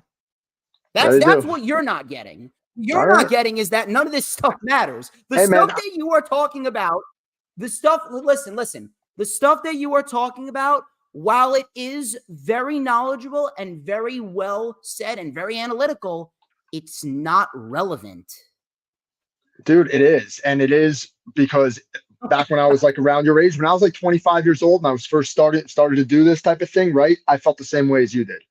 I felt exactly the same way. I didn't care about the money aspect of it. I was really about the quality of the match. I was a huge Ring of Honor fan, bro. I was going to Ring of Honor shows and watching these like 60-minute matches with Bryan Danielson and all these dudes.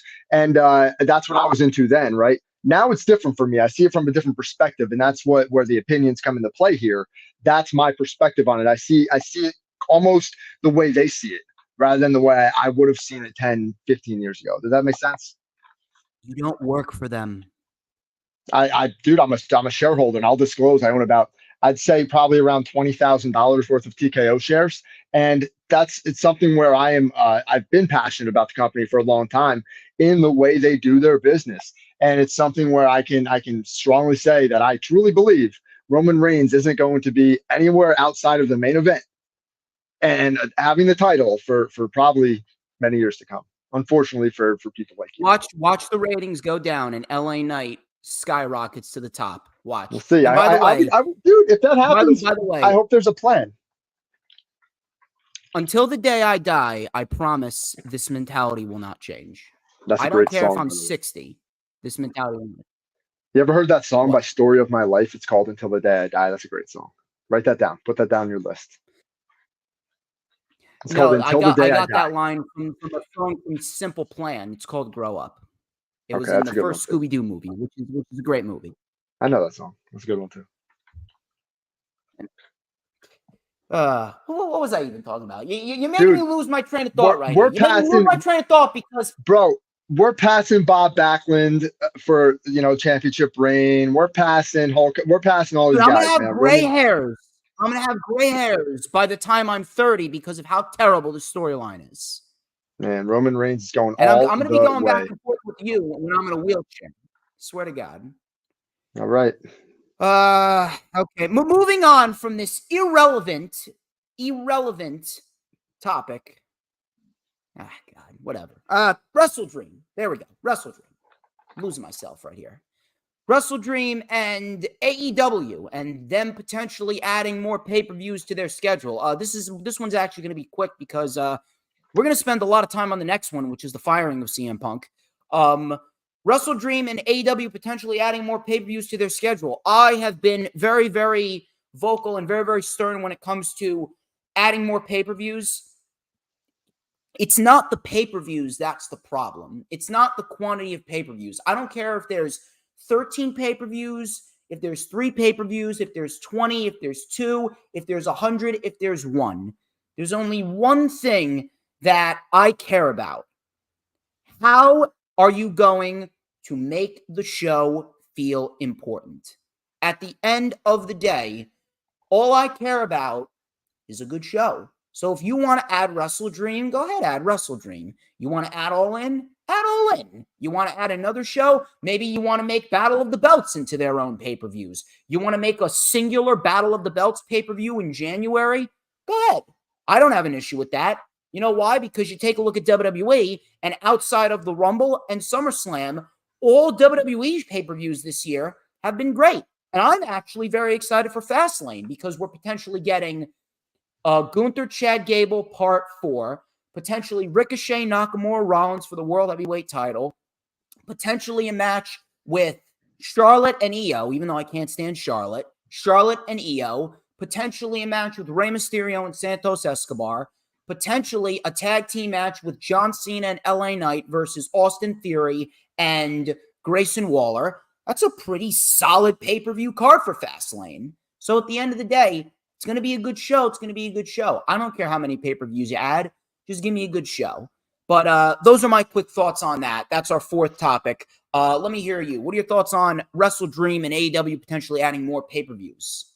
Yeah, I mean, that's fine with me. That's a great way to continue your business model, right? Is you add some pay-per-views, you see what works, what doesn't. Maybe you have some concept shows. This seems like a concept show to me, right? Wrestle Dream. I was reading about it has something to do with Antonio Inoki from New Japan. It's kind of like it's on the West Coast, right? It's in Seattle. It's at like the Climate Pledge Arena, and Brian Danielson's the headliner, and it's like this big thing because that's all stuff that is close to Brian. But maybe this is something that he had an idea of, right? Maybe this was Brian's idea, was to have this kind of like ode to Antonio Inoki, this kind of old school dream match card. I think we'll see another couple dream matches on the show that we might not have thought about in the past. Or maybe we have thought about, who knows? Who knows what the other dream matches will be. But I do think we'll see a couple of the dream matches. So again, if this is going to be a concept type show with the name Wrestle Dream, I would do dream matches. I would just do it that way and make it obvious that these are dream matches, like Brian versus Zack Sabre Jr. Like, that's cool. I'm excited to see that match. I'm really excited to see that. So I'll try to work a couple other actual dream matches that the fans want to see. So I do really like We got the Konosuke concept. and Ibushi too. Oh yeah, that's one, but that to me that's not really a dream match. That's just Japanese guys wrestling. Like that's not a big deal to me. But Now, I maybe to think you'll certain be people saying that something is. different after that. Huh? You'll be saying something different, but I appreciate that they are developing some matches with story too, because you got Swerve and Hangman, and Swerve wanting to take Hangman's spot. You can do a couple dream matches here and there, but I do want a little bit of storyline Yeah. driven matches as well. Oh yeah. Oh, of course. Yeah, you can't have an entire show of dream matches. It can't be like 12 dream matches, right? But you do 3 or 4. You make it obvious that these are dream matches, that this is something, that is special on this specific night, and will be special next year too. We'll find other ones to do, So there's a certain window to make some of these matches happen, like you're seeing with Bryan Danielson. So perhaps this is maybe his type of show, right? Maybe next year you go back to this Climate Pledge Arena, and Bryan Danielson has another big dream match on his like bucket list or whatever. I don't know. One thing that they should do though is this. If they're going to have Wrestle Dream, if they're not going to make All In and All Out a combo deal, and they're not going to get it on the streaming service, they should definitely consider moving All Out to January. That way you get a nice healthy median between Full Gear and All Out. You can have like 8 weeks to build there, and then another 6 weeks to build between All Out and Revolution. That's what I would do, unless they are getting a streaming service. Yeah, I think that's very possible, right? I heard Tony Khan do an actual pitch, like a sales pitch to Warner Brother executives. I think he was on a conference call for All In or All Out, one of the two. And somebody asked him about that, and he literally did a sales pitch. Like he was like, "Yeah, I love HBO Max. HBO Max is amazing. I would love for AEW to be an HBO Max, blah blah blah." And he was just putting them over big time. So I do think that AEW is going to probably be at a certain point in time on HBO Max. I think all of the content should be on there. That would be so smart, and that would open it up to way more people, because now anybody who signs up to Max might see that AEW bubble on the screen. So that would be very smart if they can do that. All right, let's talk about the big guns right here. Our main topic right here, CM Punk and his firing from AEW. AEW and Tony Khan recently put out a statement on September 2nd. I was legitimately in the basement area of a country club getting ready to have a ceremony for my cousin's wedding. Shout out to Andrew if you're watching. I was a groomsman. And while I was playing pool with the boys and we're eating burgers and fries before we actually go out for the ceremony. Yes, we were having burgers before the actual ceremony because, we're like that. I get a notification from AEW, and I'm going to read the statement for everyone right here. Statement from All Elite Wrestling and Tony Khan. AEW. All Elite Wrestling has terminated the wrestler and employment agreements between Phillip Brooks, CM Punk, and AEW with cause, effective immediately. The termination was confirmed today by Tony Khan, CEO, general manager, and head of creative of AEW. The termination follows a week-long internal investigation of an incident occurring backstage at AEW All in London on Sunday, August 27th. Following the investigation, the AEW Discipline Committee met and later convened with outside legal counsel before making a unanimous recommendation to Khan that CM Punk be terminated with cause. Khan offered the following statement, and I quote, "Phil played an important role within AEW, and I thank him for his contributions. The termination of his AEW contracts with cause is ultimately my decision and mine alone. Of course, I wish I didn't have to share this news, which may come as a disappointment to many of our fans. Nevertheless, I am making the decision in the best interests of the many amazing people who make AEW possible every week. Our talent, staff, venue operators, and many others whose efforts are unsung but essential to bringing our fans great shows on television and at arenas and stadiums throughout the world." End quote. Dozens and dozens of reports also surfaced after this, including the fact that WrestleHouse actually stated that there was supposed to be a sit-down meeting between the Elite, CM Punk, and Tony Khan that was scheduled to take place prior to All In. I believe it was a week prior to All In, but was called off last minute by the Elite's camp. It was going to take place in Atlanta and was intended to bury the hatchet between both sides ahead of the pay-per-view, and the cancellation appeared to have added onto Punk's overall frustrations.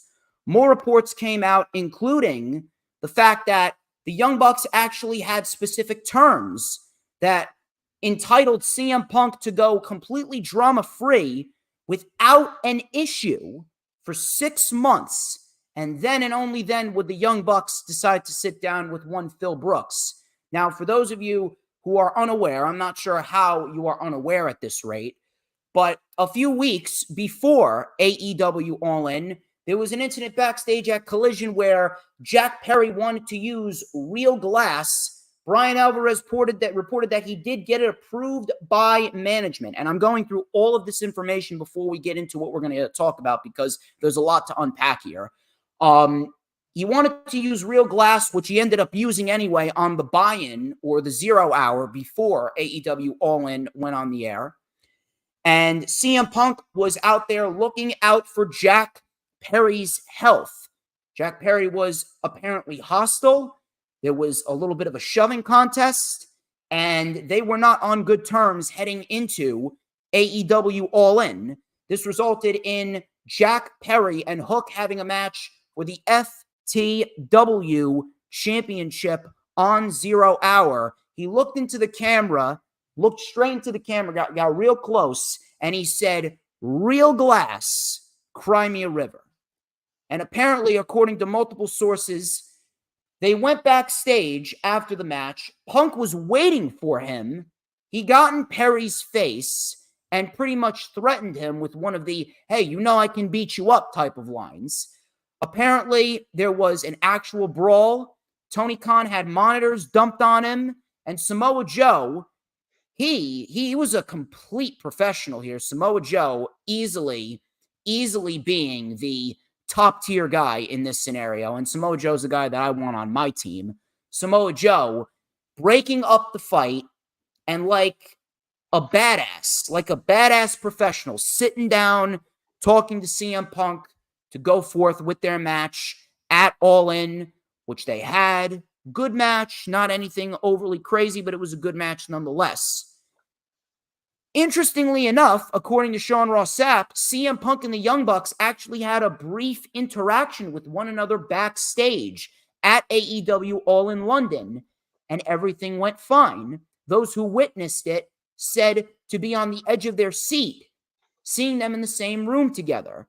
I believe Punk went up to him and just said, "Let's make history." And that was pretty much that. Tony Khan also addressed the crowd live in attendance at AEW Collision, which took balls, but he did it. Took a lot of balls. He also addressed it for the crowd on Collision in a pre-recorded segment. And then things started coming out left and right. Who caused the fight? Who didn't cause the fight?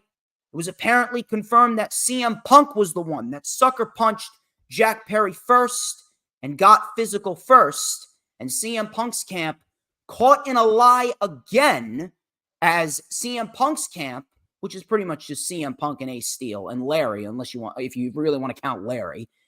CM Punk's camp said that Jack Perry threw the first punch, which was untrue. And it was the same exact scenario that happened at All Out 2022, where they were saying that Larry got injured and Ace Steel did not bite Kenny Omega in the arm, which was a lie because we could clearly see Kenny Omega's arm having bite marks on it when he was doing media for the AEW Fight Forever video game. Needless to say, it was certainly a lot to unpack, and Vince McMahon, he was in the news as well regarding CM Punk. He was not interested in bringing back CM Punk to WWE now that CM Punk is a free agent. Now, the final decision is expected to come from Endeavor's side of the fence, but as of right now, Vince McMahon is not interested in bringing CM Punk back to WWE. And I think I just ran through all of that in about 8 minutes. A lot to unpack here. Let me take a sip of my water before I dive into this. And this is going to be a lot right here. I'm a CM Punk guy. I really am. He made wrestling cool again. I can't really, go in and destroy CM Punk as a performer and, say that he's a bad promo and he's a bad wrestler, because he's not. He made pro wrestling cool, and as I got older, I really appreciated that pipe bomb back in 2011. His WWE Championship reign, phenomenal. He was wronged by the WWE, came back at AEW Rampage, one of the best moments in pro wrestling's modern era. Fantastic moment, a moment that will live in the annals of history, and unfortunately, it will be overshadowed by all this drama.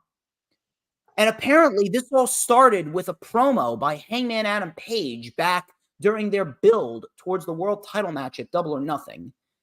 Now, we all know that Hangman was in the wrong there, but at the end of the day, in terms of the overall aspect of things, leading up to right where we sit now, the only person to really blame in the majority of the aspect for CM Punk's demise here is CM Punk. At the end of the day, CM Punk can be frustrated. I've been frustrated. I've been frustrated numerous amounts of times. I cannot tell you how many times I've been scrolling through social media. I can literally name you so many people on social media, a lot of people that you may know, Jay, that I literally want to scope out and beat senseless. But am I going to do that? Of course I'm not going to do that. Why? Because that's not ideal. It's not realistic. It's not legal. It's not professional. And when it comes to a business place, a place of work, doesn't matter if this stuff happened in the 80s or the 90s. Doesn't matter what has happened in the past. At the end of the day, I always preach professionalism, professionalism, professionalism. We can deal with the elite. We can deal with Jack Perry. We can deal with Tony Khan and the problems that they have. And they played a minor aspect in this as well. But in the majority of it all, in the grand scheme of things, CM Punk is responsible for his own reactions. CM Punk, at this stage in his life right now, he's a 43-year-old man, 44-year-old man. He was brought into AEW, and he's making how much money? $5 million, $6 million, right?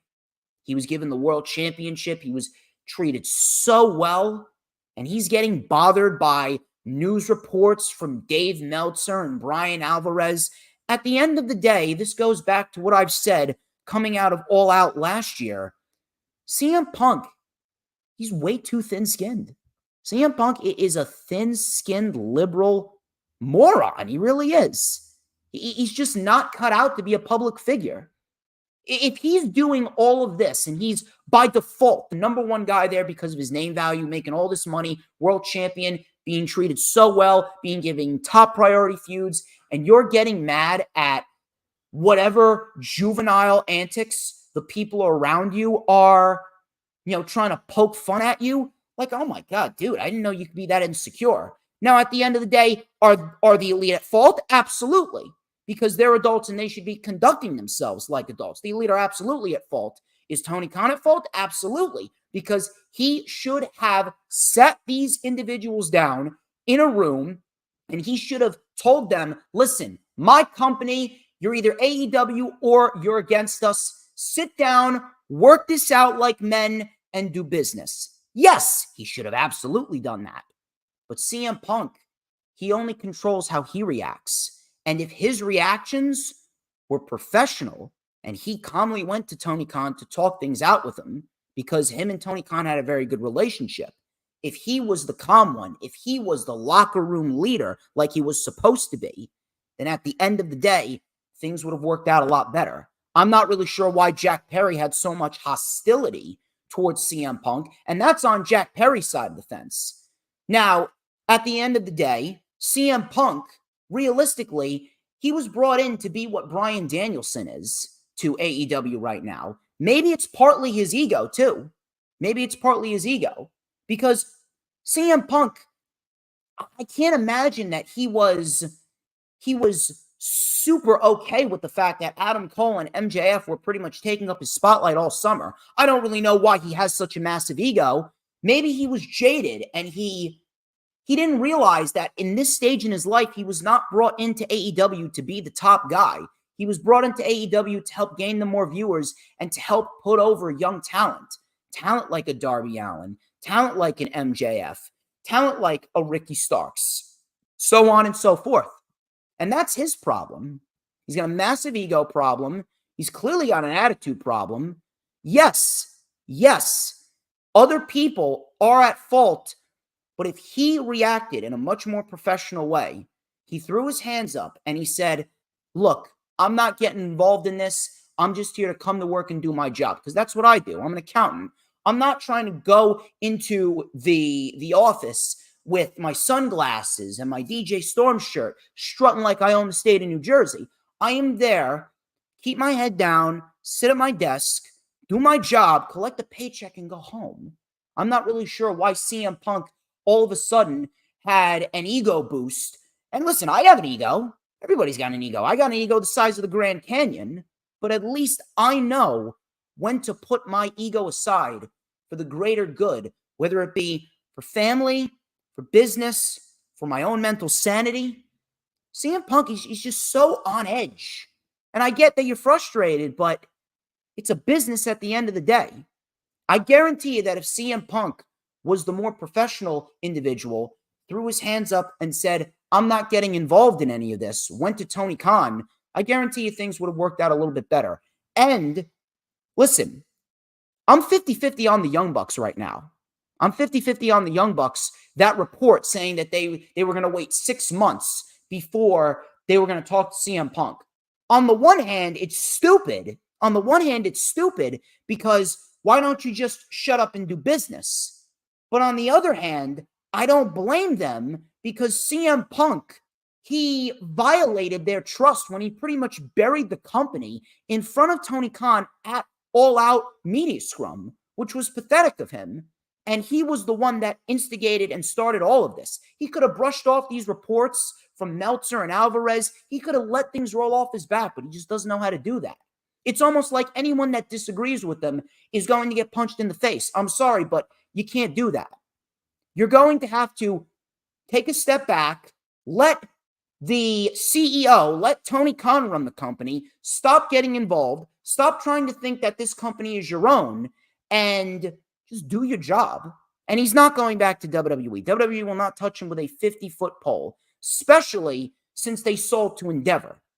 They're worth how many billions? They don't need CM Punk, and neither does AEW right now. Am I disappointed from a CM Punk fandom aspect? Yes, I am disappointed because there's a lot of stuff that was left on the table. Omega, CM FTR versus the Elite, a unification match with MJF, Jay White, Sammy Guevara, so many other matches. But in the end, this was for the greater good of the business. And I do have to commend Tony Khan for making this decision because ultimately, CM Punk has no self-control. It doesn't matter who you are. It doesn't matter what you do. It doesn't matter what era you're from. In 2023, you cannot go around starting physical fights in the workplace, no matter what people say about you. I don't care about receipts. This is not high school.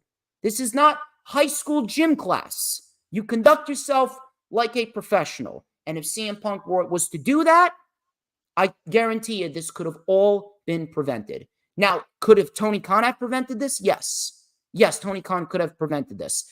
Probably the most sad thing about all of this is the fact that there's only one person that has learned anything from this. The only person that has seemed to have really learned from this and has grown was Adam Page, because Adam Page made the mistake of, throwing out a line which CM Punk didn't approve of, which you always talk to the people before you go out there and cut a promo. You always run everything by everyone. That's the professional thing to do. But after that one line, he hasn't done anything. He hasn't done anything. He's sat back. He's kept his mouth shut. He's not tried to cause any drama, and he's just done his job. So I'm not going to sit here and go after Adam Page anymore because he made the mistake and he corrected himself. But in the end, whether you want to admit it or not, anyone in the chat, I know, listen, Hooligrim, you're going to have to deal with it. CM Punk was at fault. Professionalism, professionalism, professionalism. I would have been in that same scenario. I would have not gotten involved, thrown my hands up, and gone to my boss. I think it's actually crazy. This is the craziest part about it all. The craziest thing, before I hand it over to you, Jay, the Elite didn't cause it. The Elite did not cause Punk to get fired. It was Jack Perry. It was Jack Perry. out of nowhere. I don't even know where this came from. Jack Perry was probably one of the most unproblematic people in AEW history. I'm not sure where this attitude is all of a sudden coming. Is Jack Perry revealing his true colors? If anything, with Jack Perry revealing his true colors, Punk revealed his true colors too, because he doesn't care about the company. He doesn't care about Tony Khan. In the end, this had to be done. This had to be done. Will we see him again in AEW? There's a possibility. We'll have to wait and see. There's a possibility that things could get worked out. It depends on who wants to reach out to who first.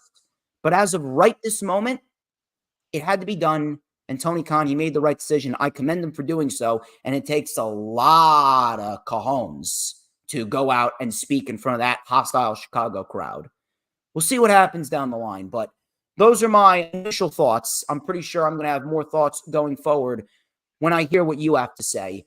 Floor's yours, my friend. Yeah, that was a lot, bro. You dude, like if we're gonna do the show ever again, you got to cut these rants down, bro, because that was a lot. I can't even mix in my head how to like rebuttal half of the things you said, bro, because that was just too much. That was way too much.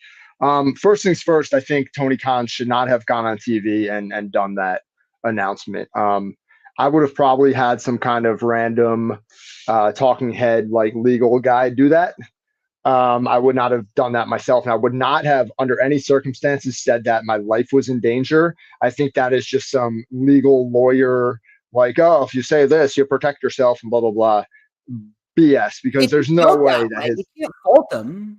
There's no way. No if he, chance. You can't just discredit the man's feelings. The man's never had to deal with something like that.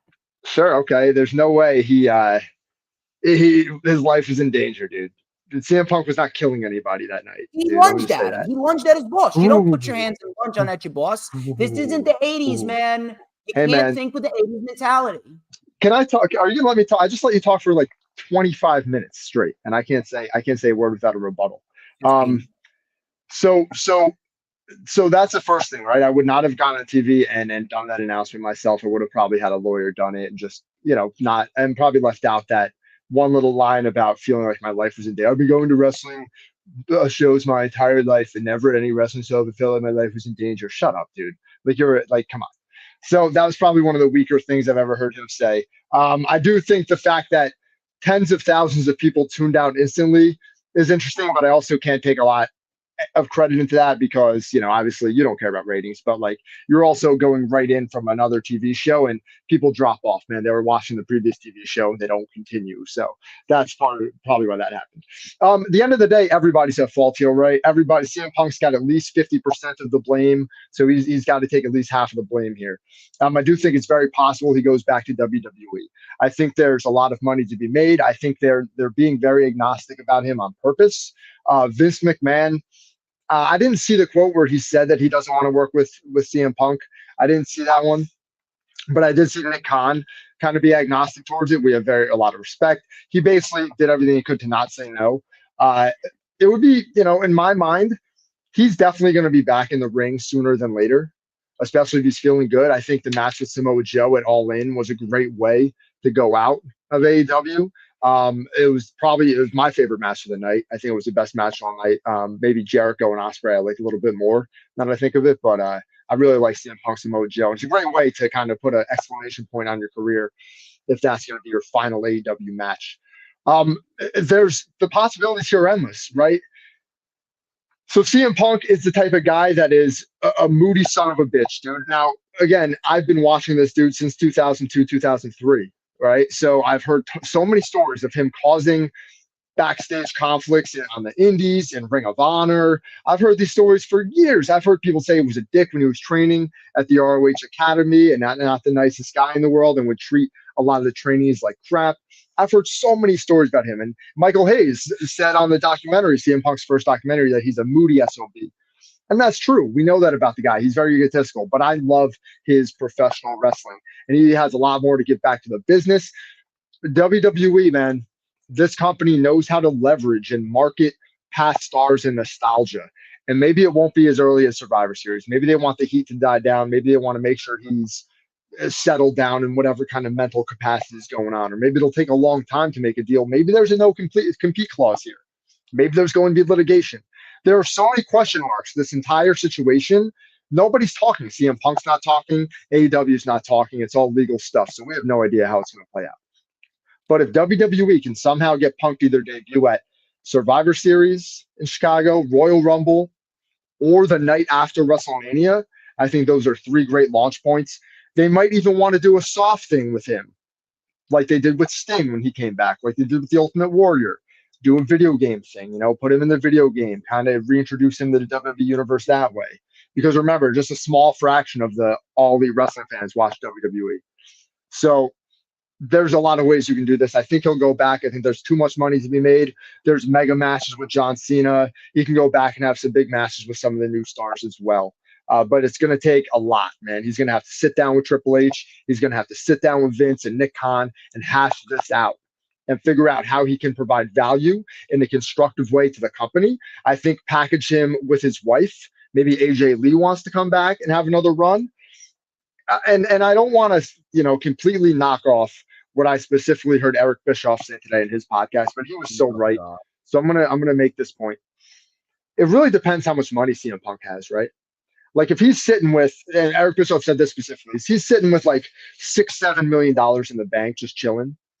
Like he could probably take some time away from the ring and maybe just retire and not do this anymore. But if he wants to like kind of set himself up for the rest of his life, him and his wife's life, take these next 3-4 years and hustle your ass off, go back to the WWE, make peace with AEW if that's what it takes, right? Do whatever you can to kind of make this thing right, because obviously you're at fault, at least 50%. I will never, take the Young Bucks side in really any situation. I've seen those guys in action plenty of times in my life. But in this case, right, their childish behavior, like doing the flip, when CM Punk botched the buckshot lariat, Matt Jackson did that. He botched it on purpose to poke fun at Punk. They've poked fun at this guy multiple times. So overall, I don't think we've seen the last. Listen, that was inexcusable. But as I stated before, Punk could have easily chosen to take the higher road, and he chose to take the low road. Definitely, and so did everybody. Everybody took the low road. Every single human being. Everyone. Jack Perry, they all did. Here's the thing. I even said this myself. Up until Punk put his hands on Jack Perry, Punk was in the right. Punk was 100% in the right until he put his hands on Jack Perry. I want to see the video. I want to see the video. This is all on video. Somebody needs to leak this video. This video needs to be leaked. Somebody's got to leak it. We have to see it because I don't believe anybody in this situation. I don't. I want to see the video for my own eyes, and then I'll say, okay, CM Punk threw the first shot or whatever. Because I've heard different stories. I've heard different accounts of this. I've heard stories that haven't been released and I won't talk about. I've heard different things. So I don't know what the hell happened, but at the end of the day, you're right. Specifically, you're right. CM Punk needed to be the bigger man in a lot of ways. He should have shown that example, but there's also the theory that he wanted out too, right, bro? Like that's a theory that he was self-sabotaging his run with AEW and just kind of going along with it. And I did want to make this point on this show because I made this point to you privately. There was no way in hell if I'm booking that show, and I don't want to talk about myself here a lot, but there's no way if I'm booking that show and putting these men anywhere near each other. I am putting them on exact opposites of the card. I don't care who's on the show. I am putting these guys on opposite sides of the card, all of them, to keep them the F away from each other. But don't want to risk it. Fine. The Elite and Punk had no problems, and they were one after the other. They should have. Well, Punk was right after. I guarantee you, right after his match with Joe, he took a few photos and he got the hell out of there because the Elite was out there at the ring. I think Adam Page passed each other in the locker room, and he had a run-in with the Bucks, and they were completely professional. See, here's the thing. Here's the thing. In a sense, I understand what you're saying, but at the same point in time, if I'm Tony Khan, what I would have done is I would have gone up to all of them and say, be professional, guys. He should have absolutely taken a stand. Now, I don't think that this is going to happen, but I would really appreciate if Tony Khan really sat everyone down and said, listen, you're either AEW or you're not. You don't want to be here, leave. And then we'll find out just who respects Tony Khan and who doesn't. Because at the end of the day, he is a CEO, and I would really like to see him start acting like a CEO. What you were saying regarding WWE, before I let you talk again, listen, dude, at the end of the day, Punk's a multimillionaire, and I know he's a multimillionaire. He comes off with that multimillionaire attitude, even with the attitude that he has. He's got an attitude, but he's not stupid financially, and he's not stupid with the way that he spends his money. You know for a fact that with this Hollywood strike, you know for a fact that CM Punk was very strategic in saving his money, especially with his return coming back from injury throughout the course of the summer of 2023. WWE, they're not going to touch him. Especially, here's the thing, even if they wanted to touch him, even if they wanted, not like that, even if they wanted to sign him again, CM Punk's ego will not allow it. Punk just has too big of an ego. It's AEW for him or bust. You have a better chance of seeing him in AEW down the line, depending on what's going to happen going forward. Now, here's what I will say. I will say that the Bucks obviously were more of the instigators in the months leading up to CM Punk's return. Kenny Omega, I have to say, Kenny Omega just kind of took a step back. He's kind of in the same boat as Hangman. He kind of just let things roll off of his back and tried not to cause any drama. And he's been very selfless this year. He's been putting over everyone. So I don't know. Maybe Omega really didn't have too much of a problem because Omega and Page, they passed CM Punk in that locker room before they went out because that 6-man tag was right after the Punk Joe match. So you know that they had at least 10 seconds of a run-in, and we all thought that they were going to come to blows. I've been seeing some reports on Impact as well. He's not going to Impact. What's he going to perform in front of 700 people? People need to put that theory to bed. But what else do you want to add on this? Like, let me ask you this. Well, I want to say this. Jack Perry coming.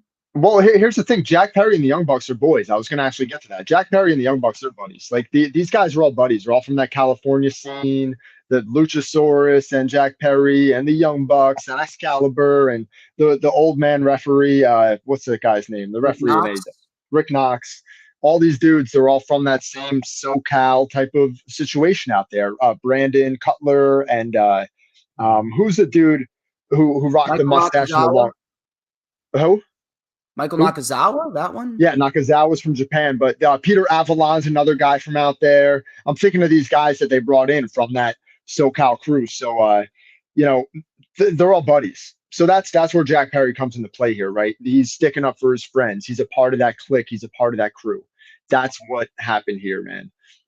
And it's a situation where, we don't know what kind of swing CM Punk had on Collision, right? That's another part of the story that we need to find out from. And I want to hear CM Punk's part of it because he has gone on record saying everybody here's a liar. Dave Meltzer's a liar. Chris Jericho, all these guys are liars. I want to hear everyone in the wrestling industry is a liar. That's like saying the sky is blue. We know that. It's about how you react to them. But I want to hear him. I want to hear like his shoot interview when eventually it happens, his podcast whenever it happens. I want to hear him talk about this, and I think you're going to hear his perspective and exactly what happened from his side of things. I think that's super important here because we're only getting the side of things that's released by the dirt sheets, bro. And we all know that those people have no souls, so you can't believe these guys. And but I'll go back to the fact that they are all at fault here. I do think CM Punk's career is probably far from over. I think he's probably got a good 3-4 more years in the ring left. I think he might go on maybe a tour himself, maybe do some kind of best of the world type of show or something that he puts on. I don't know what he's going to do, man. Maybe he works with GCW. Maybe GCW brings him in, throws him a bunch of money, puts him in there with Nick Cage. GCW and Impact combined. Dude, I think it would be interesting. I was thinking about like weird things that maybe he wants to do. That's the thing too. You got to think about this. As I mentioned before, Bryan Danielson and Adam Cole going to AEW, how it's a level down for them, but they can do the artistic thing. Like you're really into this, like the art of pro wrestling, and that's what I used to be into, and I still am to an extent. But if Bryan Danielson wants to do the art of pro wrestling, going down to AEW is somewhere he can do that and still make a lot of money and be successful and be on TV. If CM Punk is all about the art of pro wrestling, perhaps he wants to go have a death match with Nick Gage and GCW. You know what I'm saying? I'm just throwing situations out there that in the wrestling business are always possible. We saw David Arquette have a death match with Nick Gage, right? So who knows? But I do think we'll see ultimately a CM Punk WWE action figure, a CM Punk WWE Hall of Fame induction, a CM Punk WWE return tour, big matches at WrestleMania. It's all going to go down, bro. Just wait and see. I don't think that's going to happen specifically because CM Punk had a run-in with William Regal at Revolution 2022, went up to him, called him a Triple H stooge. So even if Triple H has some good feelings about Phillip, William Regal's going to say no. And you know that William Regal and Triple H... he is a Triple H stooge. William Regal is a Triple H stooge, though. I know, but at the end of the day, they're like this. So if William Regal pitches something to Triple H, you think Triple H is going to say no? Of course not, man. I'm telling you, William Regal is going to be the nail in the coffin with CM Punk never coming back to WWE. We'll believe... Dude, everybody's come back. Who hasn't come back? Everybody has come back. Every single person ever has come back. That cycle's going to break. If people come back, it's because they're going into the Hall of Fame. If Punk comes back, he will be inducted into the Hall of Fame. If Moxley comes back, he will be inducted into the Hall of Fame with the Shield. If Jericho comes back, he will be inducted into the Hall of Fame. Yes, you're right. They come back, but not everyone comes back for another run. At the end of the Punk's day, back. He's back for another run. Watch, bro. I'm telling you. I've been around this business. The writing, dude. Nick Khan's no answer yesterday is all you needed to know about the fact that it's a possibility, right? Like he was like, he did work in UFC. We admire what he tried to do there. Blah blah blah blah blah. He's a cage fighting commentator. There's a lot of stuff that they can do with CM Punk. He's just got a package deal with AJ, bring her back, get her back involved in the women's division. I think and especially her neck, man. Yeah, but she doesn't have to wrestle. You can get her back involved as an on-screen character. I mean, she was phenomenal as a GM back in the day. There's things you can do, and it might be beneficial to get her on the road with him. Perhaps she can help him behave, right? Maybe that's possible. Maybe that would be his guiding light, have her on the road with him, and perhaps Paul Heyman being back on the road. Maybe that's something as well. So we'll see. But anyway, yeah, man, that's what I got to say about Punk. If we are going to get AJ back with Punk, I think that Tony Khan could probably experiment with bringing in AJ on the road with Punk in AEW if they do decide to make amends. But I don't know, man. I just cannot see it because of how bad that relationship was strained. Because here's the thing. With WWE, they were in the wrong. With AEW, most of it falls on Punk. The WWE, they put business over everything, dude. And they did it with the Ultimate Warrior. They did it with Bruno Sammartino. They did it with Hulk Hogan. They did it with everyone, dude. Everybody no, it is right. It's the right thing to do. They did it with Bret Hart. Well, it's their way of saying thank you to CM Punk for 8 years of his professional career, for a hugely successful world championship reign, right? He had the WWE championship famously. Every single time? Huh? Well, giving him Z-Packs every other day? Come on. Well, look, I know. Yeah, we can get into the weeds of that story and how that relationship fell apart. But now the company is completely different than it was 10 years ago, right? It's a different ballgame. And there's a lot of stories. There's a way different. And there's a lot of stories, that are ready to go there, right? His last event was Royal Rumble 2014. Perhaps his return event is Royal Rumble 2024. Again, that's that 10-year thing. It's an easy thing for Michael Cole to talk about. That's easy jump there. Survivor Series in Chicago. I don't know if the no-compete clause is, but if they want to do business, you got the United where's it at in Chicago? Is that the United Center as well? Wherever they're Allstate. Yeah, Allstate Arena. Allstate Arena, bro. You bring him back for that. Or, as always, the night after WrestleMania, dude. The night after WrestleMania is probably going to be in Philly. It's going to be a raucous crowd, bro. I'm just saying, man, WWE is the place to be right now. And any pro wrestler that can get there probably wants to at this point. So I think... No, they don't, dude. They don't, because WWE does not know pro wrestling if it slapped them in the face. What I saw before is they're actually going to do mass layoffs tomorrow. The company announced they're going to do mass layoffs. So why would anyone want to go to the company if they are expendable? Well, because the company just got taken over by Endeavor. So Who cares? It means nothing. That means a lot. They're cutting office staff. They're going to be streamlining everything through the Endeavor flywheel that's already in play, bro. There's big things happening in the company. That's why Jake Cargill's like, I'm going.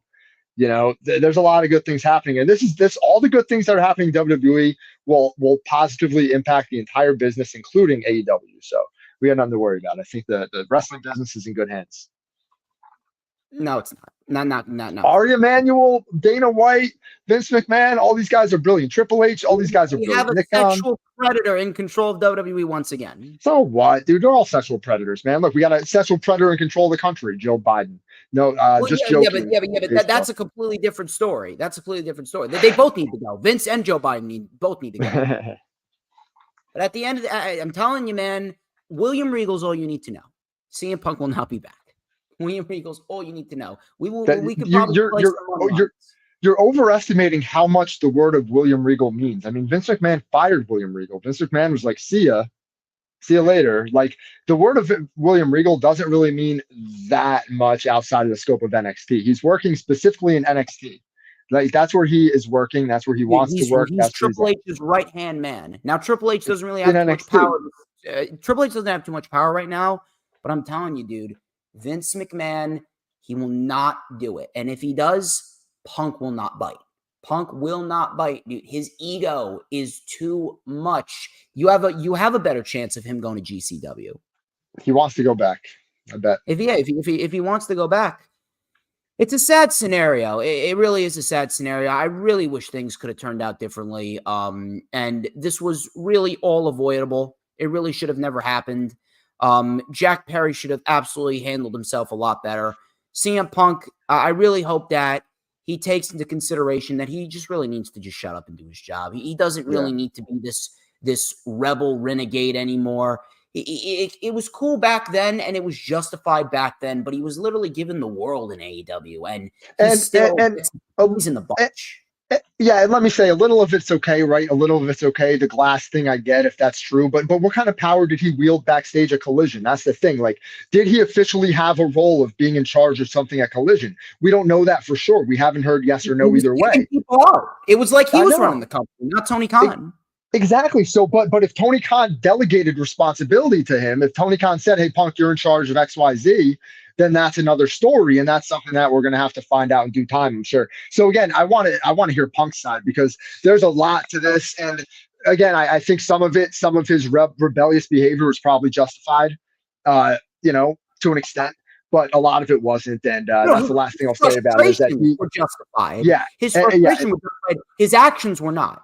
Right, and he needs to get his shit together. He needs to have one of those come to Jesus meetings, so to speak, and kind of just figure out what he wants to do, if he's got enough bankroll to live the rest of his life, because you sure as hell know that wrestlers don't have any 401k retirement plans or anything like that. So he's hopefully set up, and maybe this is a bridge to get his wife back on TV too. And again, she doesn't have to wrestle, right? She's a mouthpiece and an eye candy. No. Well, she doesn't age either. We're going to keep our eyes on her. Love her. Jersey's finest. Oh, yeah, that's right. She is Jersey's finest. Union City. Well, let's be real here. We all know who Jersey's finest really is. We all know. Right here, bro. I've been doing it in Jersey for a long time, brother. No. I'm the Jersey Devil here. Anyway, we're clocking in at just over 2 hours. Let's wraps put a bow up on this. What we going? I said, let's put a bow on this. Let's finish this one up. Let's go. Yeah, we're going to finish this one up right now, and then we're going to come in hot for the next month. Plenty of banter, plenty of back and forth arguments, plenty of times I'm going to tell you that the ratings don't matter, and plenty of times where I'm going to look like a genius, because that's what I do. Ladies and gentlemen, that wraps up the first relaunch episode of World of Wrestling. I thank each and every single one of you who decided to drop on by. Thank you to Hula Grim. Thank you to Steve Jordan. Thank you to Laser Neon. Thank you to Greek Savage. Thank you to the Queen of Masquerades. Thank you, everyone. You guys were fantastic. Thank you, Sarah Hapka, as well. Do not forget to like, comment, subscribe on both my channel and the PWP Nation YouTube channel. Follow us both on X at HistoryMakerDJS and PWP Nation. Add me on Facebook, my personal Facebook, and like the official business page. And I may just send you an invite to join the official DJ Storms Posse group on Facebook. And Go and follow and like the PWP Nation Facebook page. We are going to reach 40,000 followers sooner rather than later. I think that we can crush that goal, hopefully before Crown Jewel, which I believe is November 4th. If not Crown Jewel, I think we can crush that in time for Survivor Series. And we all know why we're reaching 40,000 because of DJ Shizzle Dizzle. Anyway, Jay Alletto, and you know. I'm gonna have to knock you off of your high horse at a certain point, bro, because you have no idea the work that goes on behind the scenes. But I will say this: you are doing a great job. You're doing a great job as an admin. I will say you're doing a great job as an admin. You're putting in a lot of work. You're putting in a lot of great opinions here. So, dude, anybody watching, go check out the Facebook page, PWP Nation. As always, you can go over to pwpnation.com. There's not a lot of fresh content up there, but you can see where you can find all the stuff I'm doing over at pwpnation.com. So you can always go over there, check me out at Jay Alletto on all social media platforms. I'll be returning soon to GTS Wrestling as the whole reffing show, most likely, probably next week. I'll be refereeing matches again. I will be at 90s Wrestling Con, as you mentioned, DJ Storms. I will be there with my own table and perhaps some exciting stuff going on. A lot of wrestling cards I'll be selling and some other good stuff. So thank you so much. This was a great episode, and I'm ready to rock and roll to end this night, brother. I'm tired, bro. So let's rock and roll. Let's get out of here. I can imagine, man. But nevertheless, oh, by the way, I'm just kidding. I know you're a top tier guy over at PWP Nation. Trust me. I'm 11 years, brother. 11 years of work. 11 years of work. No, 12 years of work. A dozen years of work. What you talking about? 12 years. 12 years. Yeah, 12 years. You're right. 12 years. Ladies and gentlemen, that wraps up this edition of World of Wrestling. He's Jay Alletto. I'm DJ Storms. But before we get out of here, Jay, you already know what I'm going to ask you. A very important question that everyone must answer. Who runs the IWC? PWPNation.com and the whole reffing show, Jay Alletto. Let's get out of here. Peace. DJ Storms. Goodbye. Cause we want retribution. Oh yeah, we want retribution. Oh yeah, we want retribution.